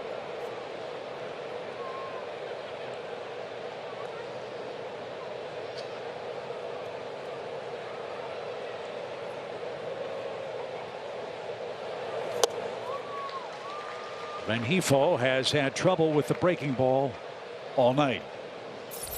And Charlie is ahead 1-2. Brian, excuse me. And Charlie got off to such a great start, but he's been such a grinder this year. You know, not as efficient as he would like to be, but he finds a way to get through 6 innings. And another back foot breaking ball hits Rengifo, I think, and he'll make his way to first base. So all this trouble for Morton has come, generally speaking, with 2 strikes. He's hit 2 batters with 2 strikes, and he's given up 2 2-strike hits. Such a good pitch when it starts out middle, but when he throws it down and into a lefty, it's so good and breaks so far down, and it's tough to get out of the way because of the sharpness of the break. That's a tough break for Charlie, though, the leadoff hitter. Got him down 2 strikes and you hit him. And runs have been very difficult to come by as Rengifo is checking his foot at first. He's baiting him for the steal. Don't fall for it, Charlie. I like it. I like the way you're thinking.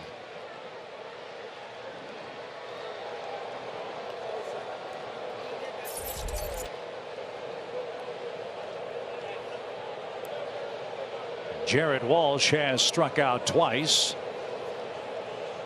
Let's see if the Angels try to put Rengifo in play. He's 3 out of 4 in stolen bases.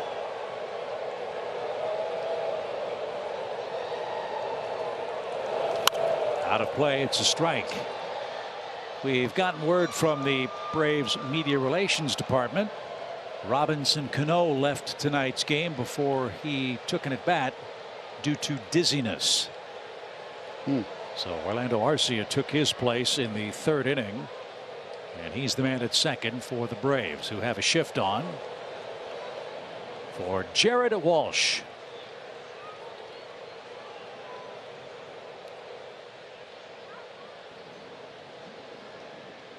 Paul, now you hit 2 guys in the foot, left-hand hitters. Now, do you stay away from that slider? No, you use it. You just have your catcher make an adjustment. There it is. And if you want a back foot slider again, you don't want it to hit him. You may want to try to have your catcher sit in middle instead of down and in, and then make the adjustment as you go away as well. Charlie's hit 12 batters on the year, including 2 tonight. Runner starts, then stops as Walsh fouled away a curveball. And the count remains no balls, 2 strikes in a scoreless 6th inning. Now, if he gets a double play here, the defense is positioned so that Austin Riley would be coming across the bag. Arcia, Swanson, Riley all have cannons.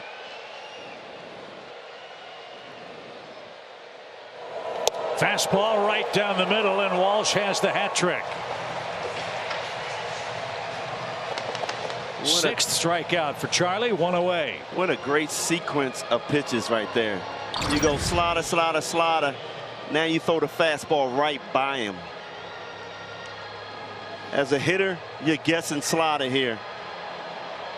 No way you can react to that fastball.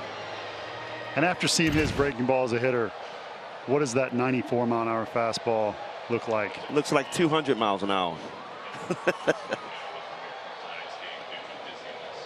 Jo Adell, the hitter. He didn't get a breaking ball. Strike 1.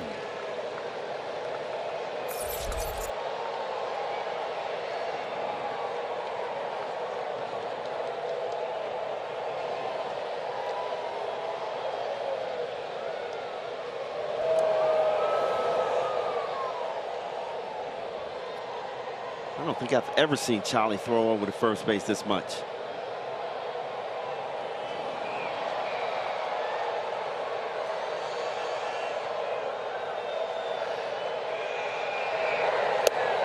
Another beautiful breaking ball, and now it's 0-2.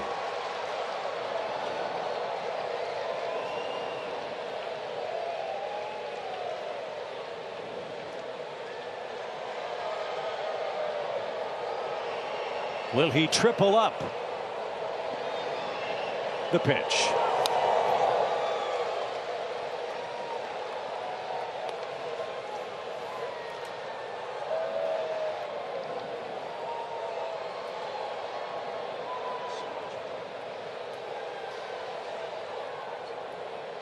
Third straight game for Charlie, over 100 pitches.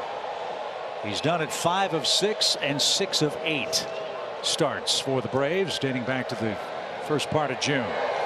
And this one is cranked down the left field line and curling foul. Plenty of distance, but the wrong shape. For the Angels, it's still 0-2. Dell was waiting on that curveball. Yes, he was. To have a swing like that. Got the head out. He just flicked it too. Went a long ways.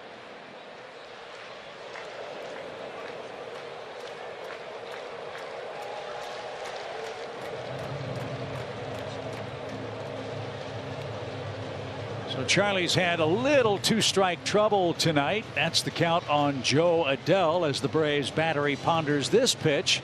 Let's step aside for a word from Delta.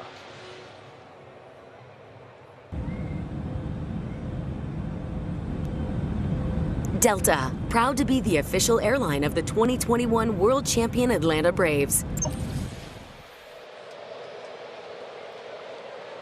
So here we go. Runner at first, 2 strikes.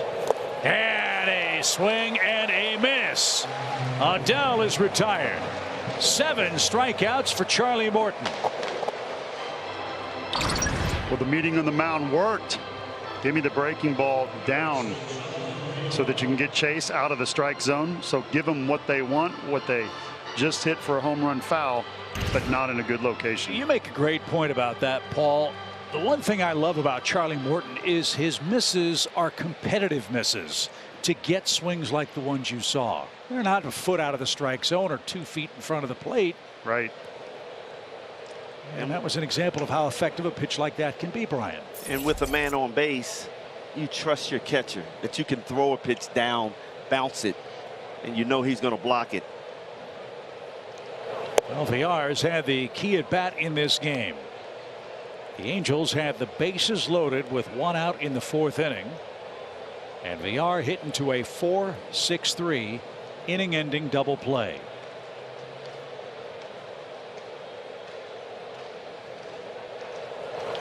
On the ground, right to Orlando. And the peg to first. Charlie Morton with 6 brilliant innings of 2-hit shutout ball. No score. Home 6th coming up.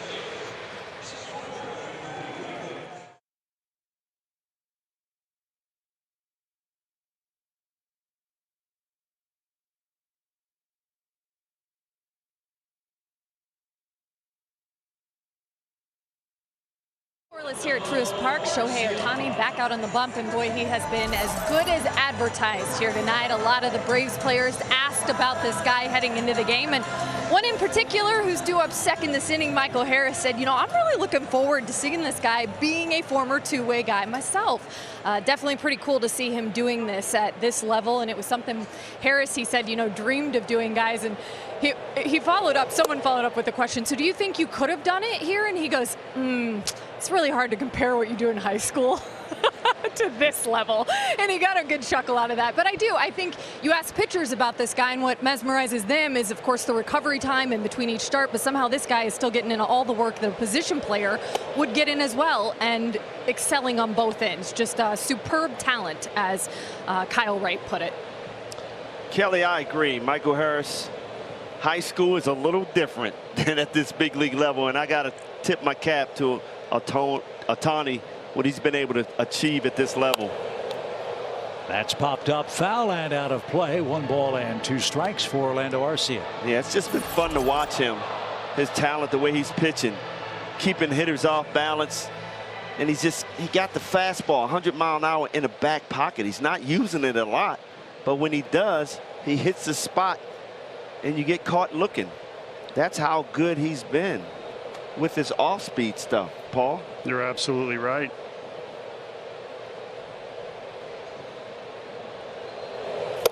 That is strikeout number 10. So Ohtani has struck out 10 or more in 5 straight games. For the Angels, this is Nolan Ryan territory. And there's the first out in the Atlanta 6th inning. Just a tight curveball. Starting on the outside corner and running further away. It's a tough pitch to handle. Tough pitch to lay off, too. 62 pitches, only 15 balls. And that's the other thing about this man. Now 133 strikeouts, only 23 walks. If you beat him, you have to hit him. And right now, the only man that has hit him is Austin Riley, who doubled back in the Braves' second. Well, you say 15 balls, but he's thrown about 30 balls, but everybody's swinging at that ball. Just out of the zone, a nasty split finger. That's dumped down the left field line, curling into foul ground, and no play. And in the blink of an eye, Michael Harris is down 2 strikes. Mentioned earlier when Michael was up how he is so able to learn on the job. First 3 innings, his batting average is .212. Innings 4 through 6, .304. Innings 7, 8, and 9, hitting .322. So second time through the order. Let's see if he can keep the at-bat alive here, down 0-2. Nope. In the dirt, and that is strikeout number 11.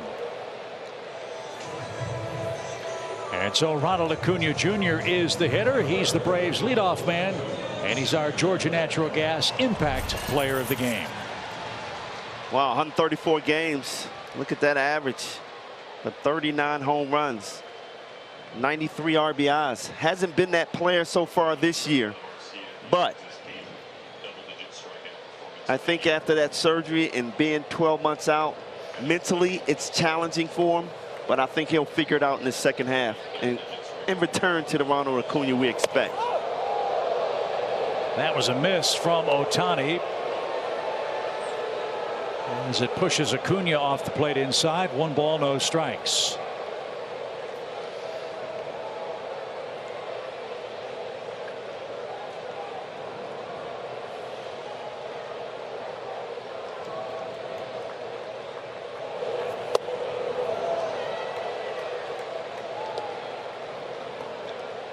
All it takes is one mistake, and Acuna could electrify this place.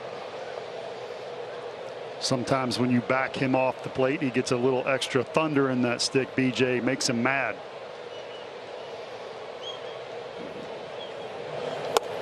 But that's where you have to control your emotions, because I was that type of player also. I would get mad when you come up and in, and I would want to hit the ball to the moon, and now I'm swinging at bad pitches. You got to be able to control your emotions in these situations.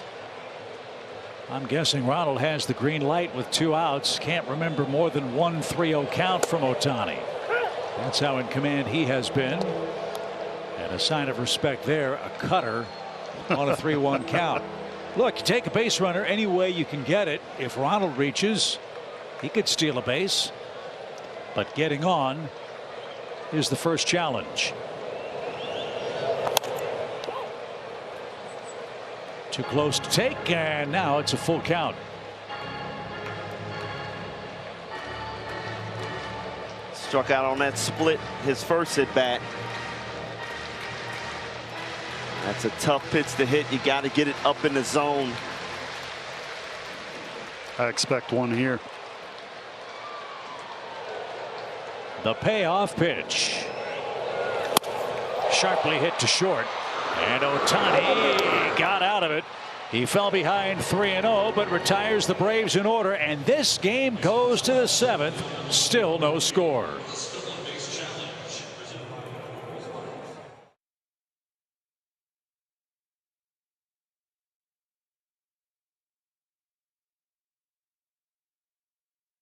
Toyota.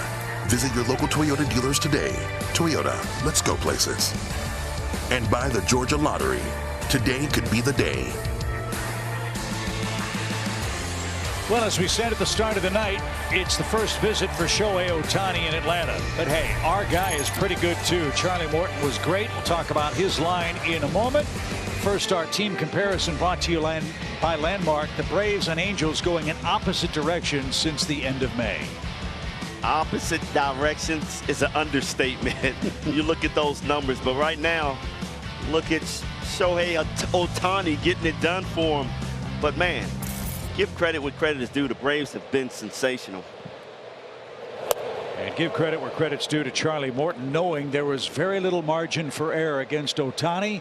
He kept the Angels scoreless through 6 innings of 2-hit shutout ball.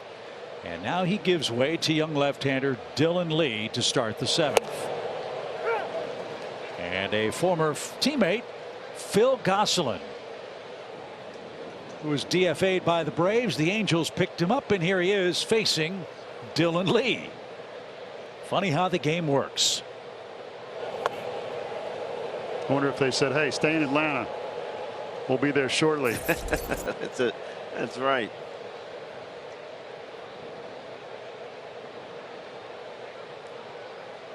Two balls and a strike. And fouled straight back. Phil's a great guy. He's had a nice career. And some big hits for the Braves in limited playing time here. And when Robinson Cano came available, the Braves decided to take a flyer on Robinson, and Phil Gosselin was the odd man out. But valuable enough to get a job with the Angels as Lee comes in pumping heat and retires his first batter. One away in the 7th. Yeah, this is what I'm talking about. You see those good numbers we showed you on Dylan Lee, not walking guys, striking guys out. The Atlanta bullpen as a whole have been fantastic this year. 113 walks against 380 strikeouts. Max Stassi has struck out and walked. That one right back where it came from, and a 1-out single is the 3rd Angels hit of the game.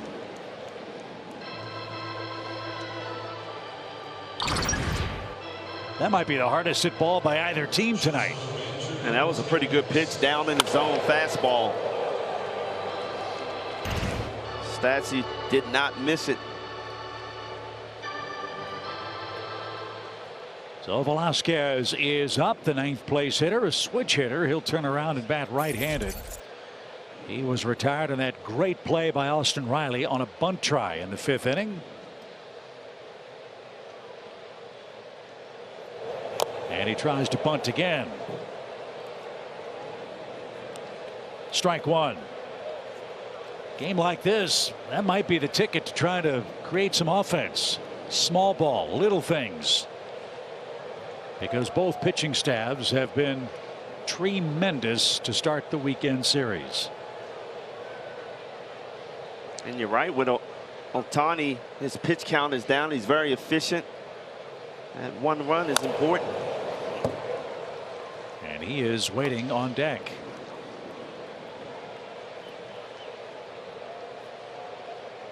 So many great things about this Braves organization. Player development is certainly on that list, if not at the top of it. Isn't it fun watching kids like Dylan Lee come up, get a chance, and not only become successful major leaguers, but big leaguers who play in big moments in a game. And here he is in a scoreless game, 7th inning, facing 8, 9, and potentially 1 out of the Braves bullpen. The better he's pitched, the more responsibility Dylan Lee has been given, not just for 1 inning, but multi-inning outings. And a swing and a miss takes care of Velasquez. Dylan Lee has 2 of those, and his last 3 outings, guys, 2 innings apiece, and now counting this game, 6 2/3 innings, 9 strikeouts. And now he'll stare down Ohtani, lefty versus lefty.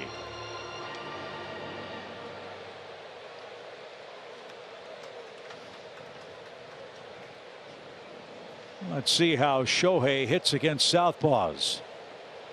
242 is his average. And that's off the plate. Ball 1. Struggles with fastballs away. Again, hits that pitch up. Hits that pitch in well.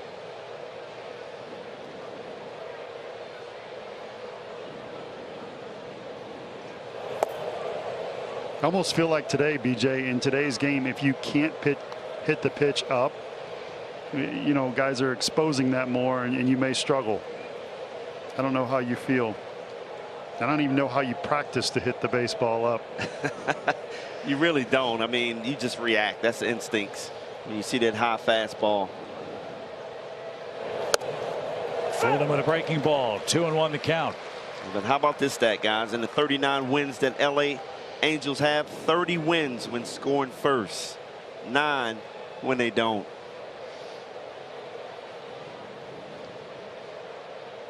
Two balls and a strike. And out of play, foul. Their 2 wins in their last 15 played have come when Ohtani has pitched and he's driven home the winning run. Oh, I mean, it truly has been, in many ways, with all due respect, Ohtani against the world. And Lee's battled back to a 2-2 count. A catcher running at first with a short lead. And Dylan brings it home. Hope you'll stick around for the stretch after Dylan Lee takes care of Ohtani. It's presented by Georgia Natural Gas. Trevor and Nick are standing by to talk about what we've seen through 6 innings head to head with Morton and Shohei Ohtani. It has been baseball bliss. I've been so impressed with Dylan Lee because I don't care who's at the plate. He's the same. Struck him out looking. Dylan Lee strikes out the side. Ohtani is 0 for 3. 2, 3, and 4 coming up for the Braves. But first, it's time for the stretch. Trevor, take it away.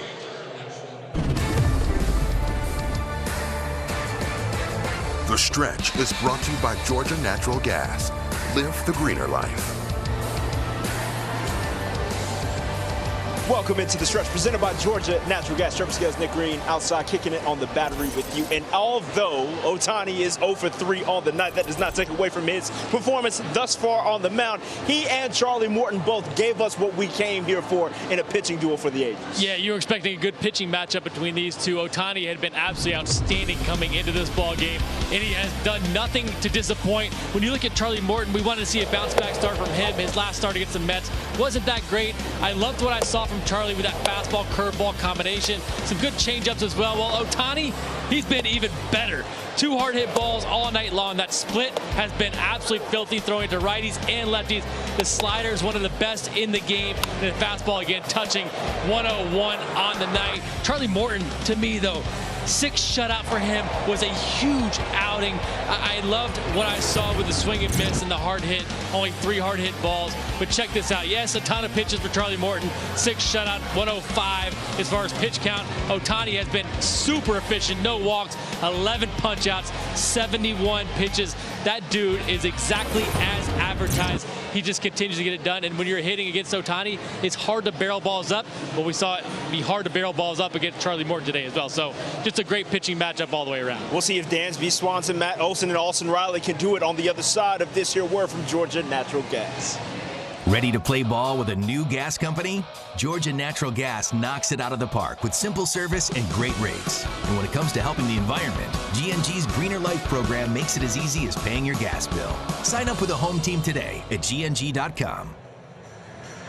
Well, Dansby Swanson going to lead things off here in the 7th, try to get something going here against Shohei Ohtani. He's been really tough, and what a whirlwind for Dansby Swanson over the last few days. In case you missed it earlier before the game, I had a chance to catch up with him and ask him about the All-Star game. And guys, he mentioned 4 flights in 4 days. Of course, had to get back from DC to Atlanta, get down to Mexico, where his fiance Mallory playing in a huge game for the women's team. And then they both flew into Los Angeles, had to get through customs. And where did I tell you, Chip, they had to go through?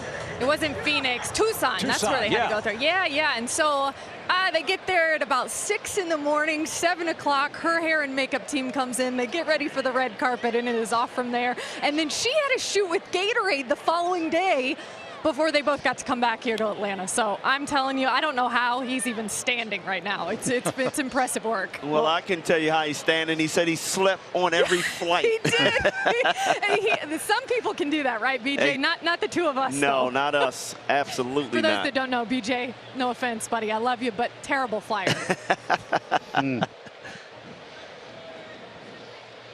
So Dansby Swanson will try to solve Shohei Ohtani. Leading off the Braves 7th. And an even count. New changes for the Angels. Ward moves to center field from left, and Dylan Thomas takes over in left field as we battle on in the late innings of a scoreless game.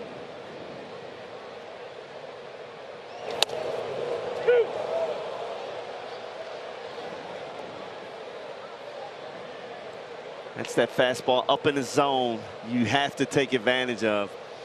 Obviously, Dansby was not expecting that pitch.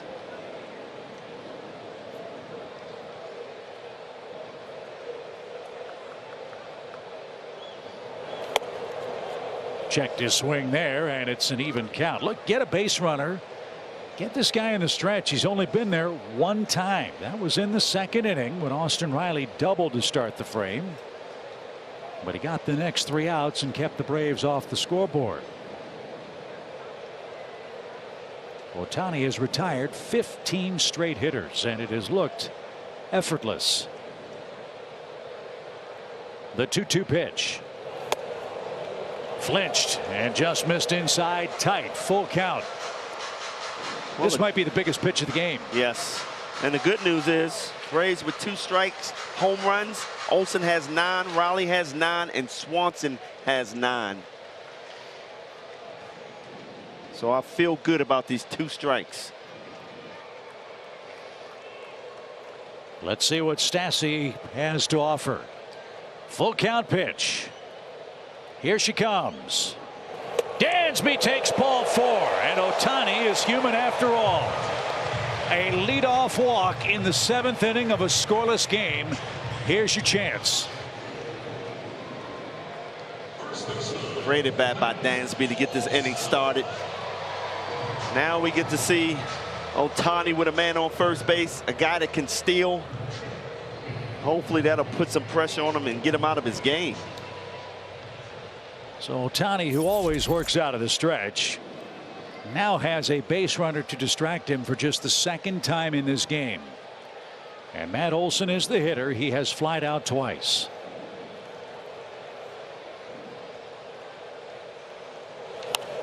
And popped out a play foul. It's strike one. If you think about a stolen base attempt, Dansby's been very good. He's 14 out of 17 in stolen base tries. Stassi doesn't throw very well, but Ohtani is quick to home, one of the quickest in the game. Dansby has to get off that base and draw a throw just to see how quick his move is. One strike for Matt Olson. Swing, fly ball hit high in the air, deep right field. Track, wall, Braves lead.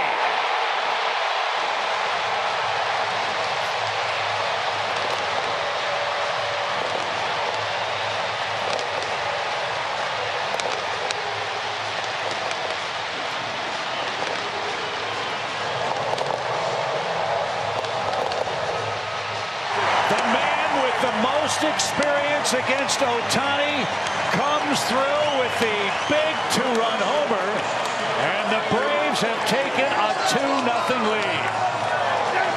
They give Dansby Swanson all the credit in the world. Great at bat by him, drawing the walk, getting on base, distracted Ohtani, and he left one out there for Matt Olson, who did not miss. Talked about Matt Olson getting hot lately.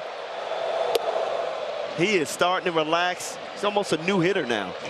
That's the first homer Ohtani has allowed in his last 7 starts for Matt Olson. His 5th homer in his last 7 games and 13 RBIs. And Truist Park is alive as Atlanta has struck first for a pair. Now a shot over second by Riley, who's gotten 2 hits tonight.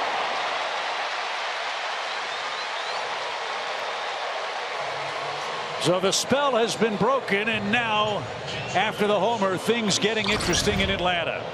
And here, Ohtani worried about Dansby. He left a fastball in, and wow, Matt Olson did not miss this pitch. And I said, get the ball up. He got it up, and wow, his 5th home run is unreal. He is getting hot, guys.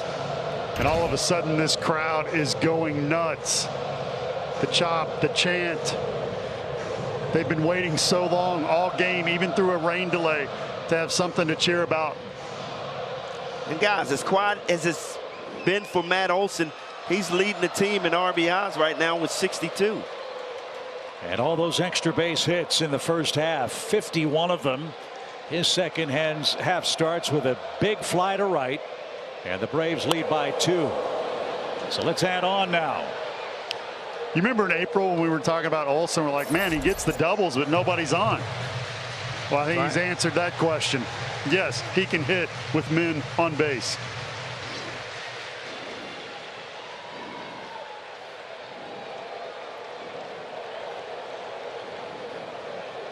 So Ohtani at 82 pitches, nobody out.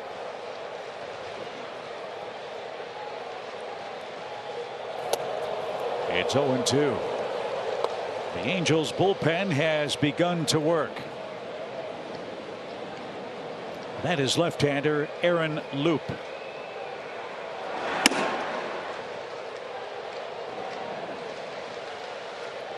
A remarkable performance by Ohtani to keep the Angels in this game.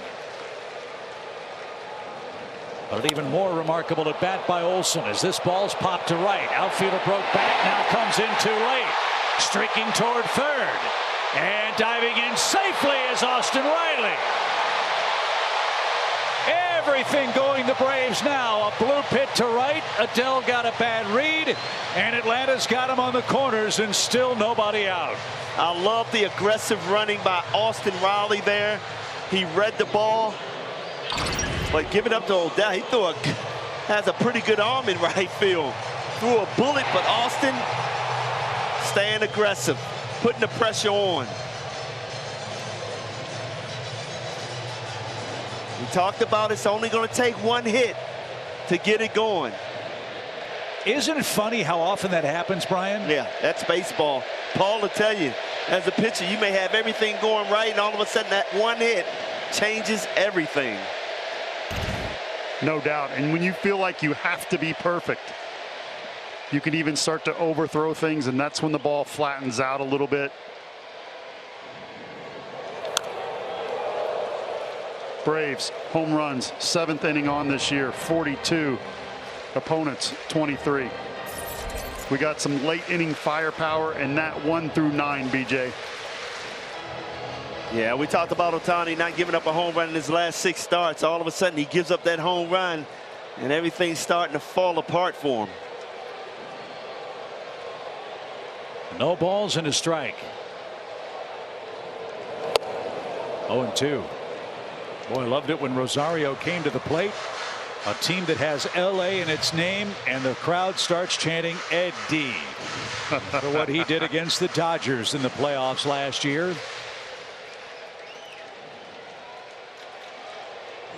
Rosario will try to make a little contact here and bring home Riley with a big 3rd run. And he had a healthy cut there. And this is where you just got to battle. You got to grind because you got to put the ball in play. Look, you got the whole left side of the field open at shortstop.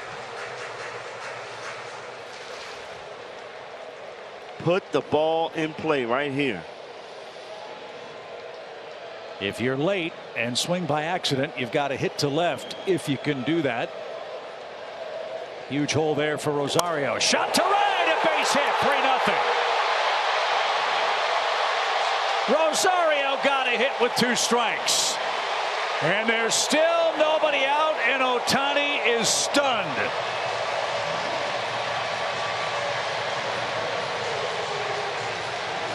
That snaps an 0 for 13 for Rosario. Give him his 5th RBI. 5 straight Braves have reached in the inning. Wow, he went down and got that pitch. This looked like a split finger dropping down. He left it up a little too much, Paul. I don't know, BJ. I would even say that pitch had great action on it, and Rosario just went down and got it and swung it well. So you're right, he left it up, but it was goodness. You know, you hate to think you have to balance everything. This game reminds me of games the Braves played when they were facing the Phillies in their heyday. Battling, scrapping against Roy Halladay, or even Jacob deGrom or Max Scherzer. They somehow, some way find a way in the late innings to take advantage of something given them. Tonight, it was a walk, and it's turned into a big inning. Never quit with Snit.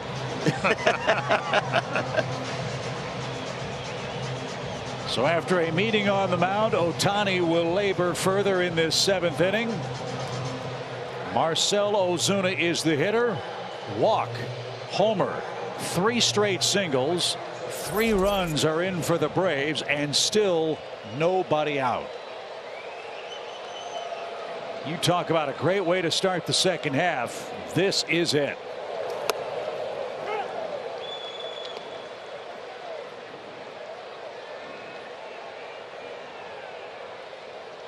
So the homerless streak for Ohtani has been snapped. The Braves are trying to snap his personal 6-game winning streak, and perhaps gain a game on the Mets, who are losing 4-1 late at home. That game, by the way, was started by Max Scherzer today. How about this, guys? We talk about RBIs 1 through 9 in this lineup. 1 through 3, 149 on the year. 4 through 6, 144.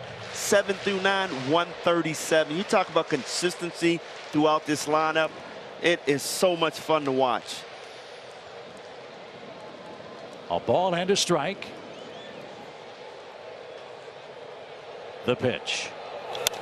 Fly ball centered. That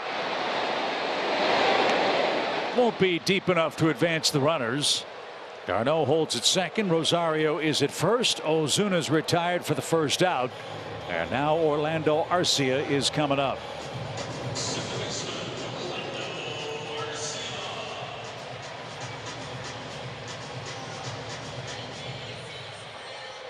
Again, Orlando, if you're just joining us, checked in the 3rd inning after Robinson Cano could not take his at bat in the 3rd inning. He left with dizziness. Arcia in his place at the plate, 0 for 2, but he's played well defensively at second base tonight. And he hits with 2 on and 1 out. Fly ball, well hit. That ball's cranked toward left. That ball's deep. That ball is gone.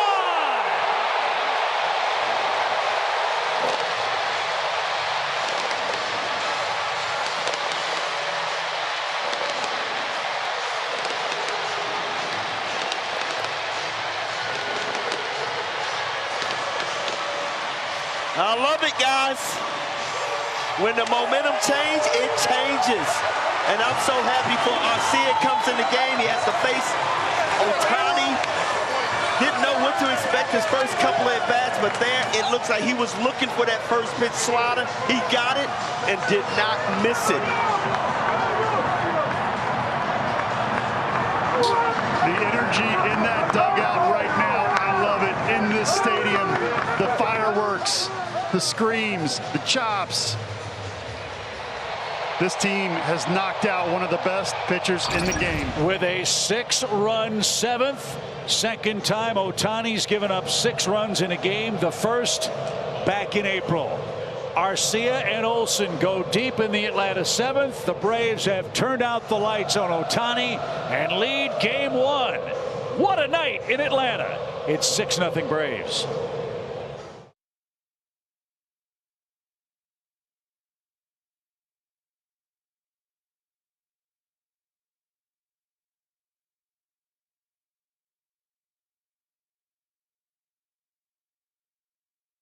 Orlando Arcia was a late add to the lineup when Robbie Cano couldn't continue.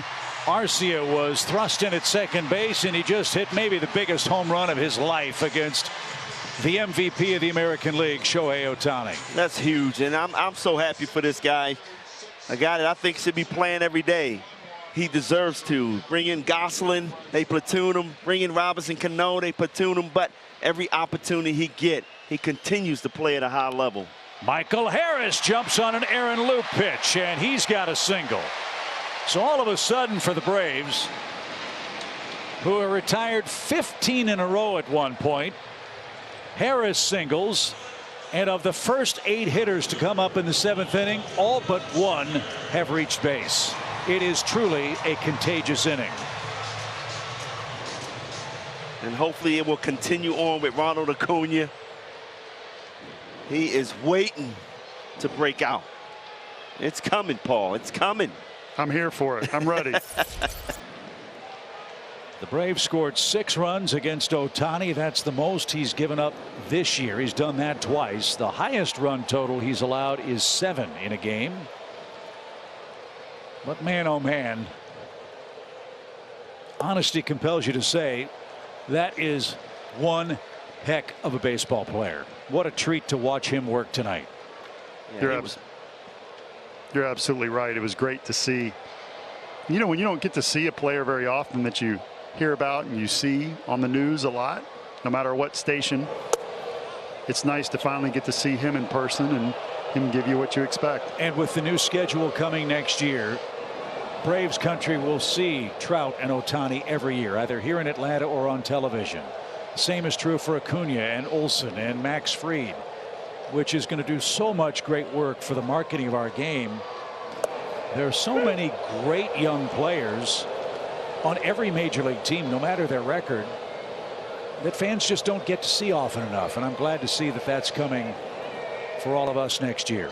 Yeah, me too. And a lot of us, Paul and I, we got to play in that environment early in our careers where you played every team.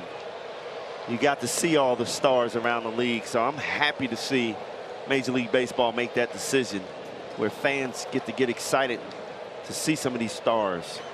Final line for Ohtani tonight: 6 1/3, 6 hits, 6 runs, 1 walk, 11 strikeouts, and the 2 home runs. It's 5 games in a row for Ohtani with double-digit strikeouts, but he allowed his first 2 homers in his last 7 games to the Braves in this 6-run 7th inning that continues with Ronald Acuna Jr., the 9th man to hit.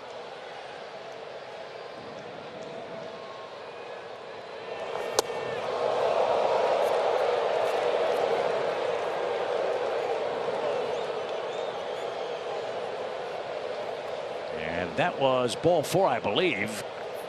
It was. The scoreboard late to say Acuna walked, so he'll make his way to first inning, and Loup has come in and given up a lefty hit, and now the walk to Ronald Acuna Jr. Now Dansby's going to hit, and with all the fireworks offensively, guys, perhaps his walk was the biggest play in this game. Biggest at bat in the game. Ohtani had him set up, but just couldn't finish him.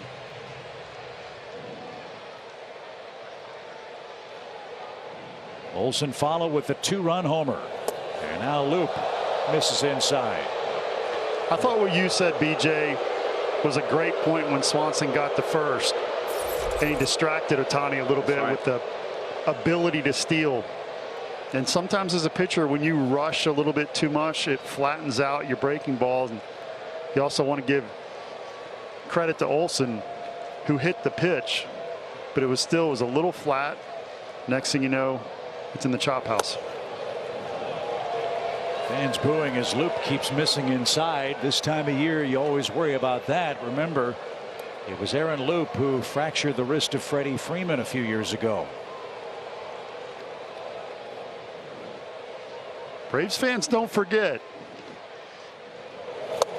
Healthy cut, swing and a miss. 2 balls and a strike for the Braves shortstop. Swanson got a little antsy right there.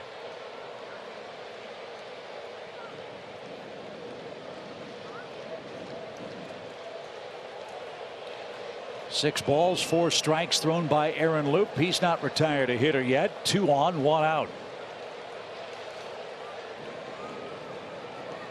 Elvis Peguero is up next in the Angels bullpen. And Loup of late has had all kinds of troubles, and other than Ohtani, that's been the story of their season. Their pitching has been a mystery. Loup's allowed 16 runs in his last 13 2/3 innings.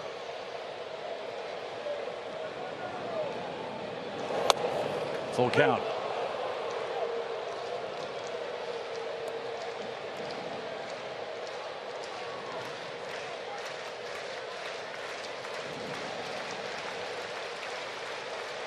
After a 55-minute delay at the start, this one has been worth the wait. The Braves with a 6-run 7th inning. And Dansby is down on strikes. So Loup records his first out via strikeout. And here's Matt Olson, who brought the house down with a towering, majestic home run into the chop house. Dansby got a little over aggressive right there, BJ. He wanted to get in on all the action. Yes, he did. And he actually swung it all balls. Olson, 26 RBIs versus left-hand pitching, leads Major League Baseball. Let's see how much history there is with Olson and Loup. Not much, surprisingly. Just 2 at-bats. And Matt is looking for his first career hit against the Angels lefty.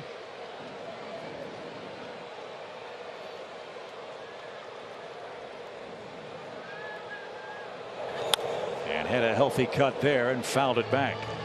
Don't forget last year, 22 home runs versus left-hand pitchers, right? Which also led Major League Baseball.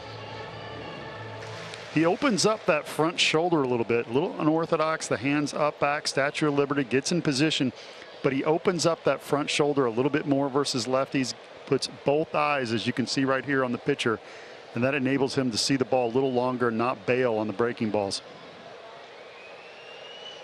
1-1 pitch. And did that get Matt on the hand or the knob of the bat?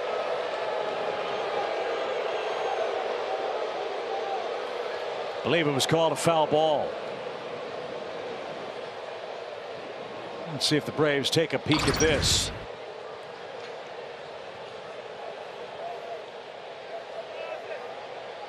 Yeah, that hit the knob. That's a tough strike, BJ. It is a tough strike, but you're happy it's not your pinky right there. Better than striking the hand. Exactly. For sure. And you hit a home run this inning, so you're all right.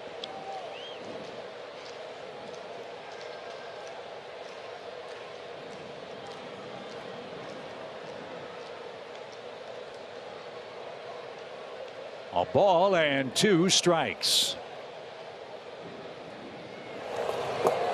Bad miss. And that ball ricochets all the way down the third base line. And I think that got Olson on the way by.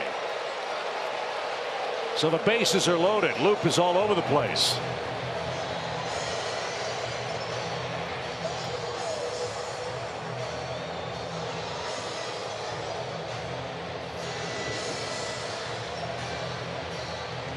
Phil Nevin is on his way out. Elvis Peguero was warming up, and Aaron Loup was very wild. A glancing blow off the right leg sends Matt Olson to first. The Braves have the bases loaded as they continue to bat in a 6-run 7th inning here in Atlanta.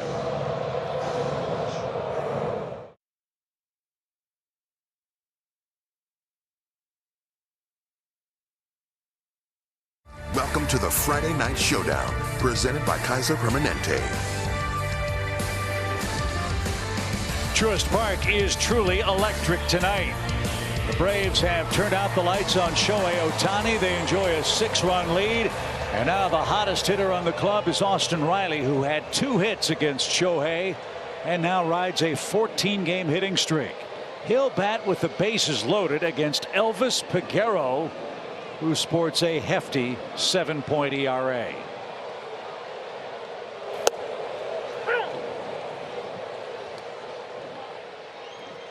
Austin Riley was such a strong finish to the first half, making that all-star team. Now in the MVP talks, and he did not miss a beat.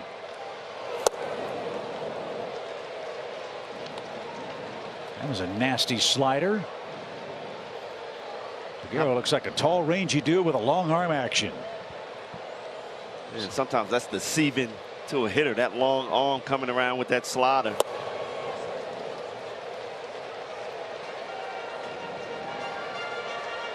But you can't say enough good things about Austin Riley. Look at that average.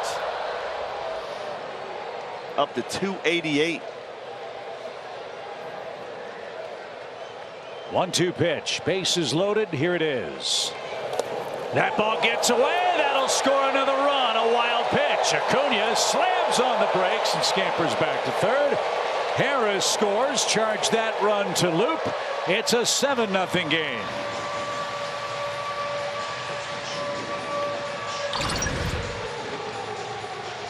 Slider that he pulls, you see the dot on it, the spin. Great reaction by Michael Harris, being ready, in position to see that pass, wild pitch, and score easily. You want to get your chest in front of the ball and block it, but if it's too bad and you can't get out there, we're seeing that in slow motion. In real time, he had no choice but to try to Johnny bench it. And with Acuna at third, that puts even more pressure on the catcher, because if the ball pops 6 feet away, Ronald's got the speed to scamper home from third base. He was thinking about it.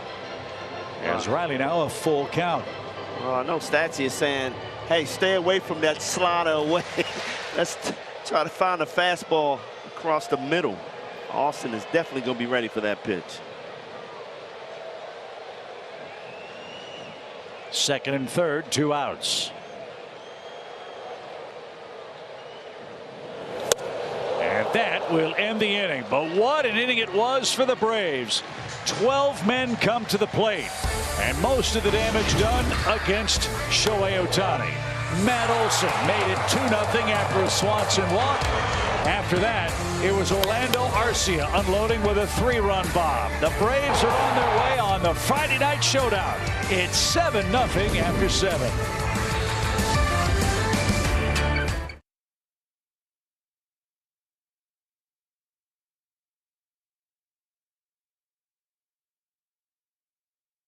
Go to the 8th inning with a huge advantage over Shohei Ohtani and the LA Angels. Mark your calendars for another exciting bobblehead giveaway. It's the Phillies in town August 2nd. The first 15,000 fans get an Eddie Rosario bobblehead commemorating his NLCS MVP. That's brought to you by Delta Airlines.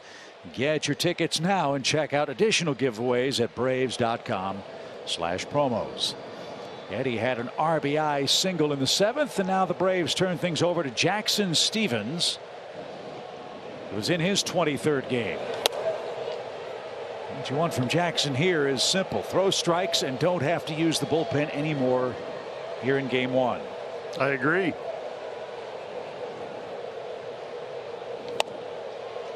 And a high strike for Taylor Ward, who singled in his 3 trips so far tonight.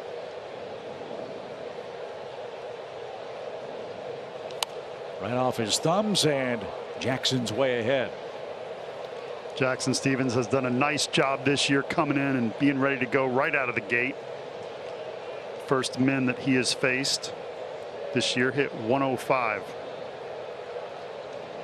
Look, he's been a big addition to this team, Jackson Stephens. Nobody knew who he was early in the season, but every time you call his number, he's getting the job done. I know, a pleasant surprise for Brian Snitker and the guys. 2 balls, 2 strikes. As this one's launched foul. One thing to remember, should this lineup somehow get back to the top of the order, there is what's called the Ohtani rule. Even though he is out of the game as the pitcher for the Angels, he is still in the game as their leadoff hitter. So while he won't pitch the rest of the way, he can still swing the bat. He becomes the DH. And a swing and a miss. The Angels. Ward is out number 1 in the 8th. And now a quick message from Landmark. Hi friends, I'm Chip Carey, in between innings for Landmark More. Landmark's hitting it out of the park every day. That's why they're number 1, because nobody beats the Giant. Nobody. Well, we told you during this rough stretch of games for the Angels, they're averaging about 12 strikeouts a game. The Braves have punched him out 11 times through 7 1/3 innings. Rengifo is the batter. He's 1 for 2, a single, and he's been hit by a pitch. Charlie Morton will not get the decision tonight. Let's not forget the great job Charlie did, as that'll be easy at first. And that is out number 2. You're right on, Chip. That's the only thing I don't like about this game. Charlie pitched so well, and I know he's not worried about the win, but I wanted him to have it. Well, his teams have gone 7-2 in games he's pitched against the Angels. A chance to make that 8-2 after his 6 innings of work. And here's something I think you'll like. We've got good news from New York. The Padres beat Max Scherzer and the Mets 4-1 tonight. And so if Atlanta can finish off this game, we will start play tomorrow a game and a half out of first place. And tomorrow, Kyle Wright will face Patrick Sandoval in game 2 of the series. Kyle Wright was a deserving all-star, but his time will certainly come. As that's fouled away by Jared Walsh. Walsh is 0 for 3 tonight. He gets to the point too where, like, how many Braves can you send? You know, I say send the whole team. And Snit managing it, you know, everybody's going to cry foul and say, okay, we get it. Yeah, I mean, Minter's another guy that probably could have gone to the All-Star game. But how about those Chicago Cubbies beating up on the Phillies 15-2? That helps the Braves in the division. And that's where we'll head next after this series on Sunday, a 3-game series up in Philadelphia. The Phillies began play tonight 6 games behind the Braves. So a little more ground could be gained for Atlanta, not just against the Mets, but the Phillies. As that's inside. Marlins got some bad news. They're the 4th place team. Jazz Chisholm, stress fracture in his back. He's out 6 weeks. Wow. So that might change the calculus as to what the Marlins do at the deadline. As Walsh looks outside, 2 balls, 2 strikes. The Marlins did win tonight 8-1 over the Pittsburgh Pirates. So that's your Eastern scoreboard update with 2 outs in the top of the 8th.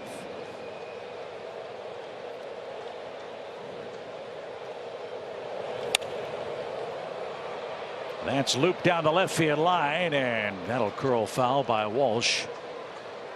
And the count stays 2-2.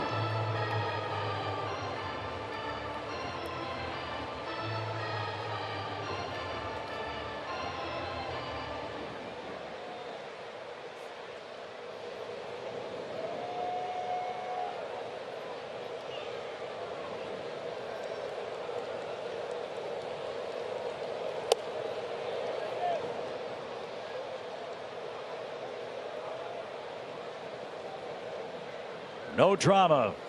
Jackson. One more strike sends us to the home eighth. High fly ball to right. Acuna chased back to the wall. Leaping try. Can't get it. It's off the bricks. And Jared Walsh is aboard with a 2-out, 2-strike, 8th inning double. That ball just kept going and going. I didn't think he had a chance of getting to the wall, really. And the way he hit it, he swept at it. I don't know how he got that much behind it either. Man, what a great vertical by Ronald. Look how close he came to catching that ball. That would have been some kind of a highlight reel play. Yeah, I like his effort there. But I know if you're Alex Anthopoulos and Brian Snitker, Yes. you're holding your breath. Take it easy. 7-0 lead. Let it get off that wall. Play it off the wall. So Joe Adell hits with a runner in scoring position. The Angels have had numerous opportunities to score runs tonight. Bases loaded, 1 out in the 4th. Charlie Morton got a double play ball. 1st and 2nd, 2 outs in the 5th. Didn't score. Now a runner at 2nd, 2 outs in the 8th, but the Braves in command by 7 runs.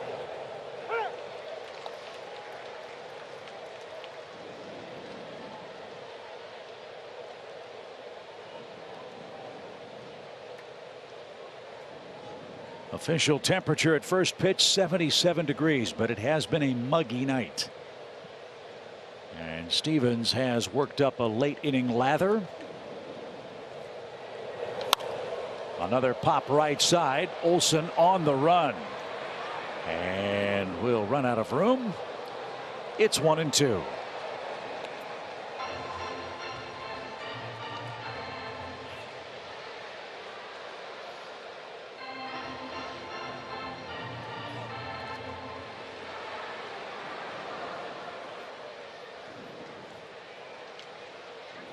Crowd singing Old MacDonald. Impressive.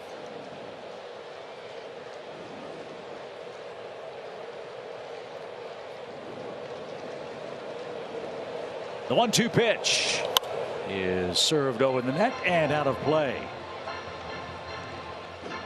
Jackson got the first 2 outs pretty quickly, but a long at bat by Walsh. The double off the wall. And now Stevens will make pitch number 21.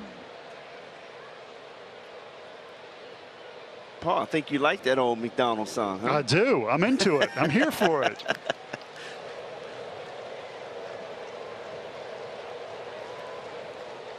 The stretch and pitch. Wow. Just missed outside. You want that pitch, Paul? I do. Up 7-0. Let's let that strike zone get a little bigger. I'm sure the hitter would disagree.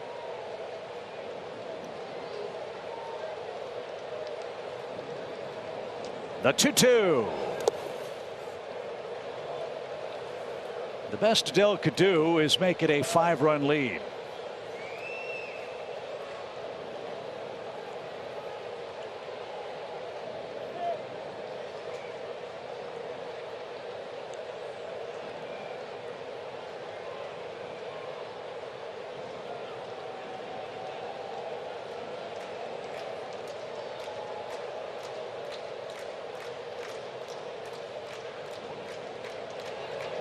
There you go, right on by. Challenged him with a fastball, and Stevens has his 2nd strikeout. The Braves are shutting out the Angels.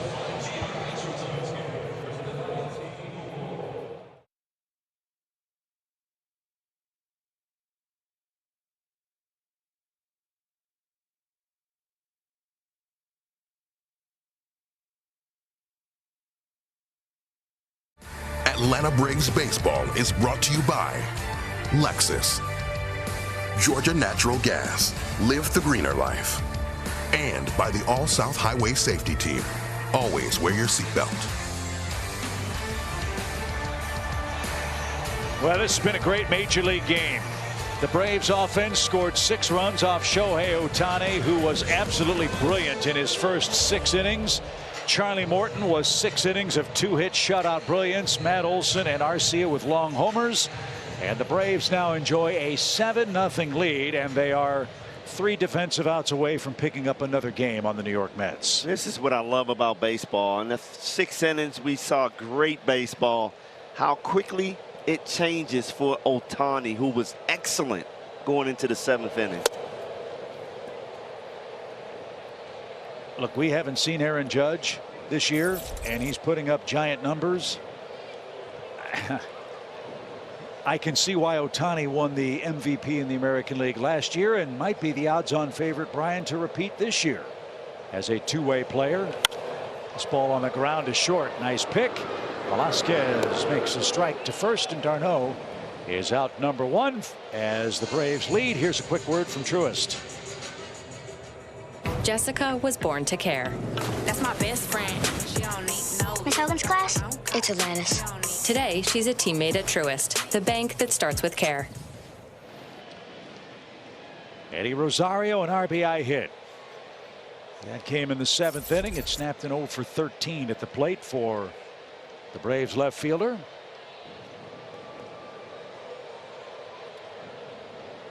Eddie, as you know, was playing hurt early in the season. Got off to a very slow start at the plate. Required eye surgery. So forget the batting average, I would think, Brian. It's going to be a long, slow process to get that where he wants.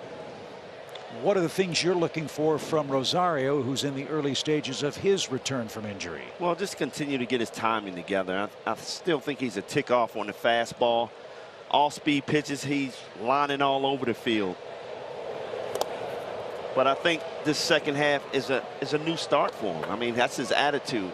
I got this whole second half. I'm going to play it like it's the beginning of the season for me. And already, RBI single. Hopefully we'll see more of that. And when you say timing is off, is that a mechanical thing? Is that recognizing spin? Is it a combination of things? It's recognizing spin. It's getting comfortable. Look, I mean, I've never had eye surgery, but I can't even imagine coming back and trying to figure everything out again with my eyes. I mean, catching the spin, catching up with that 99-mile-an-hour heat. It's going to take time. And at a point in the season where the pitchers have made 9, 10, 11 starts, and everyone else has had 130, 150 at-bats or plate appearances.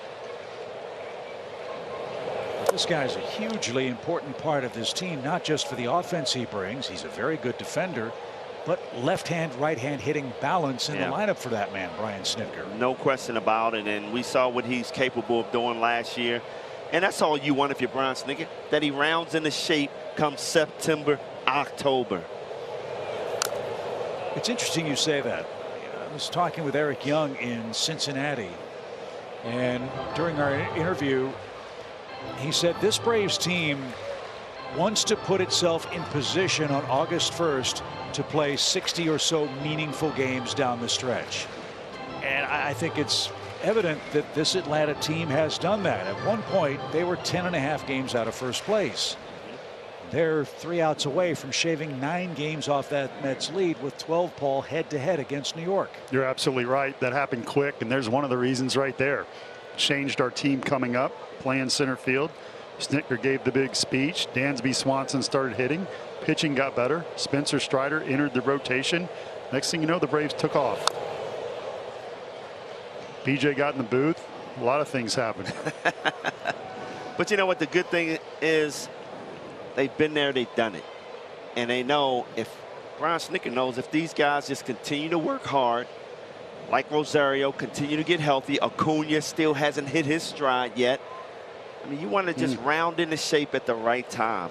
And that's what I think these guys are headed for. Swing and a miss for the second out.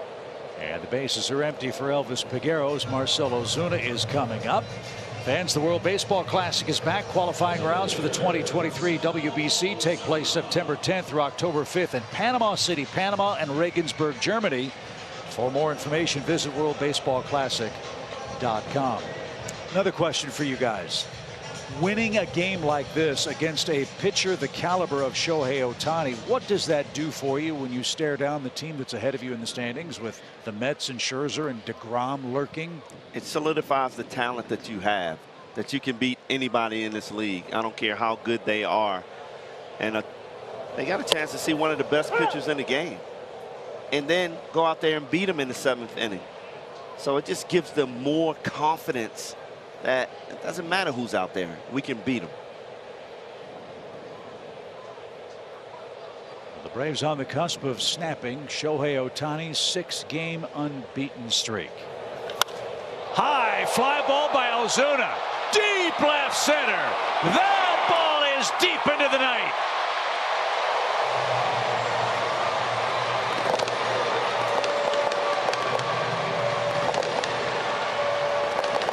If he gets going, here we come. 8-0 Atlanta. He's been stuck on that 17 home runs for a long time. That had to feel good for Marcell Ozuna. And you're right, Chip.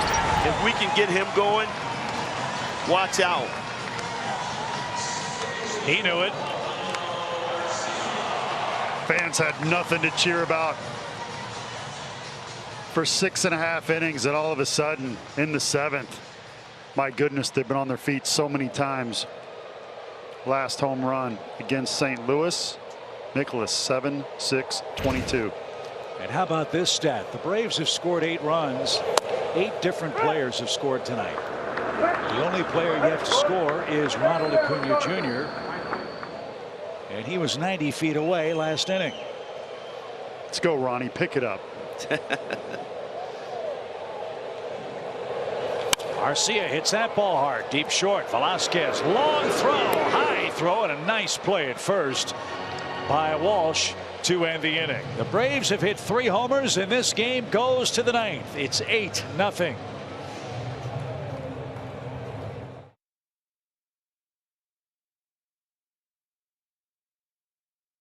All Braves 8-0. This homer hitting club. The barrage continued in Washington before the All-Star break, but you needed a little help, did Mr. Riley. On Saturday, he unloaded against Paulo Espino, and as he made his way around the bases, Guillermo Heredia said, hey, you got to slash the sword the right way. You got to go high to low, not flat. Come on, high to low, right? So Riley, during the All-Star break, obviously practiced, and after the 2nd inning double, here was the result, guys. Having fun, that's what it's all about. That's our T-Mobile coverage cam as the Braves trying to complete a shutout. Will Smith will come on and try to get the final 3 outs. The Braves are looking for their 6th shutout victory of the year. I love it. Heredia is the best hype man in the game, and it's yes, all genuine. Has to be frustrating for him, though, with the new DH in the National League. You know, you rarely get to play now. So why not be the best hype man in the game? Well, and he's a defensive replacement as well. And when Harris came up, Jonathan Villar jumps on the first pitch, and there goes the shutout. It's a solo home run.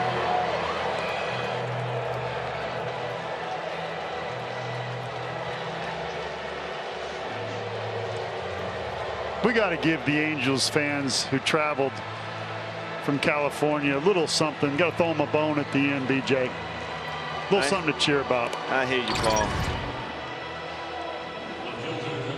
I don't want to give them a bone.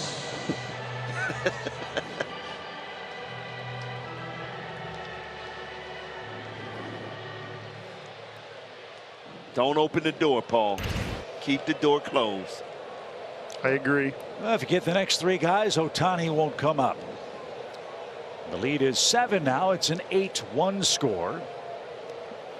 As Dylan Thomas gets his first at bat. Remember, he came in after Phil Gosselin pinch hit in the 7th inning. So his first look at the Braves here at Truist Park.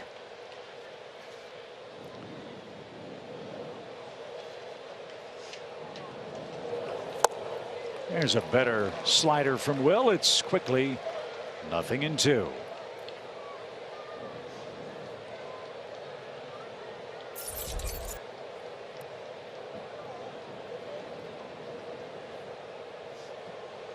Dylan Thomas was recalled from AAA today. And on 3 pitches, he's the first out in the top of the 9th inning.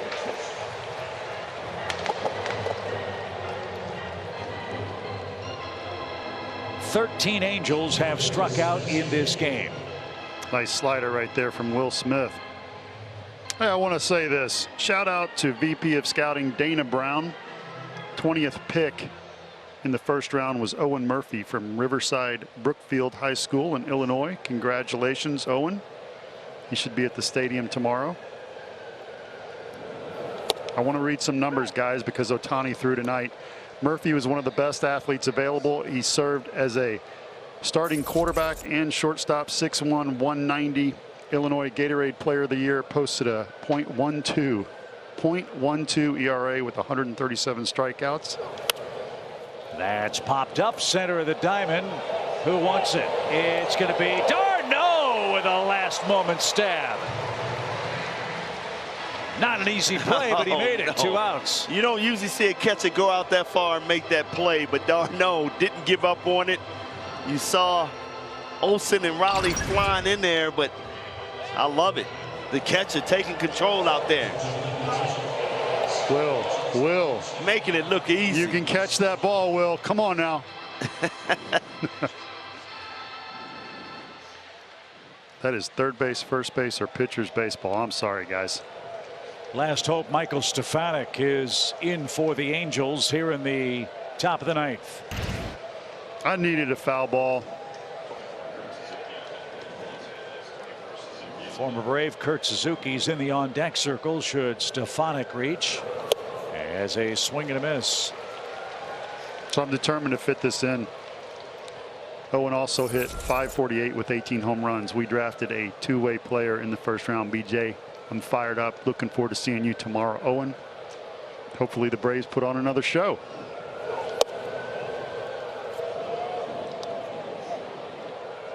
One ball, one strike.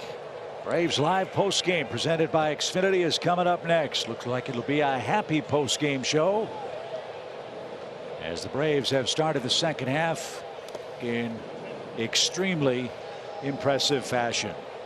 Offense, defense, and tremendous pitching from Morton, Lee, Stevens. And despite a little hiccup from Will Smith here in the 9th, he's 1 out away from salting away win number 57. That ought to do it. Little pop into shallow center.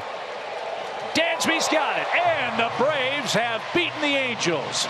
8-1 is tonight's final score. What a great start. Charlie Morton, the right man for the right game to start the second half off. 6 shutout innings. Just a great start by this offense. Just waiting out Ohtani until the 7th inning. They just took off. Just tells you how baseball is, Paul. You're absolutely right. Everybody down through that lineup chipping in one way or another. The big home run from Olsen to get us started, and then the dam broke. It was beautiful to watch. We wondered if the Braves were going to cool off because of the All-Star break. Chip, I think they answered that question. Braves are 34-11 since June the 1st.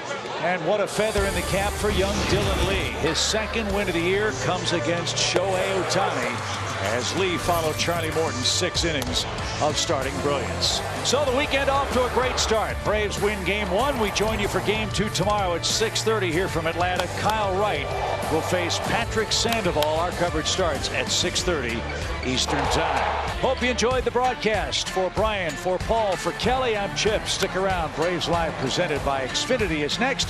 We'll see you tomorrow night.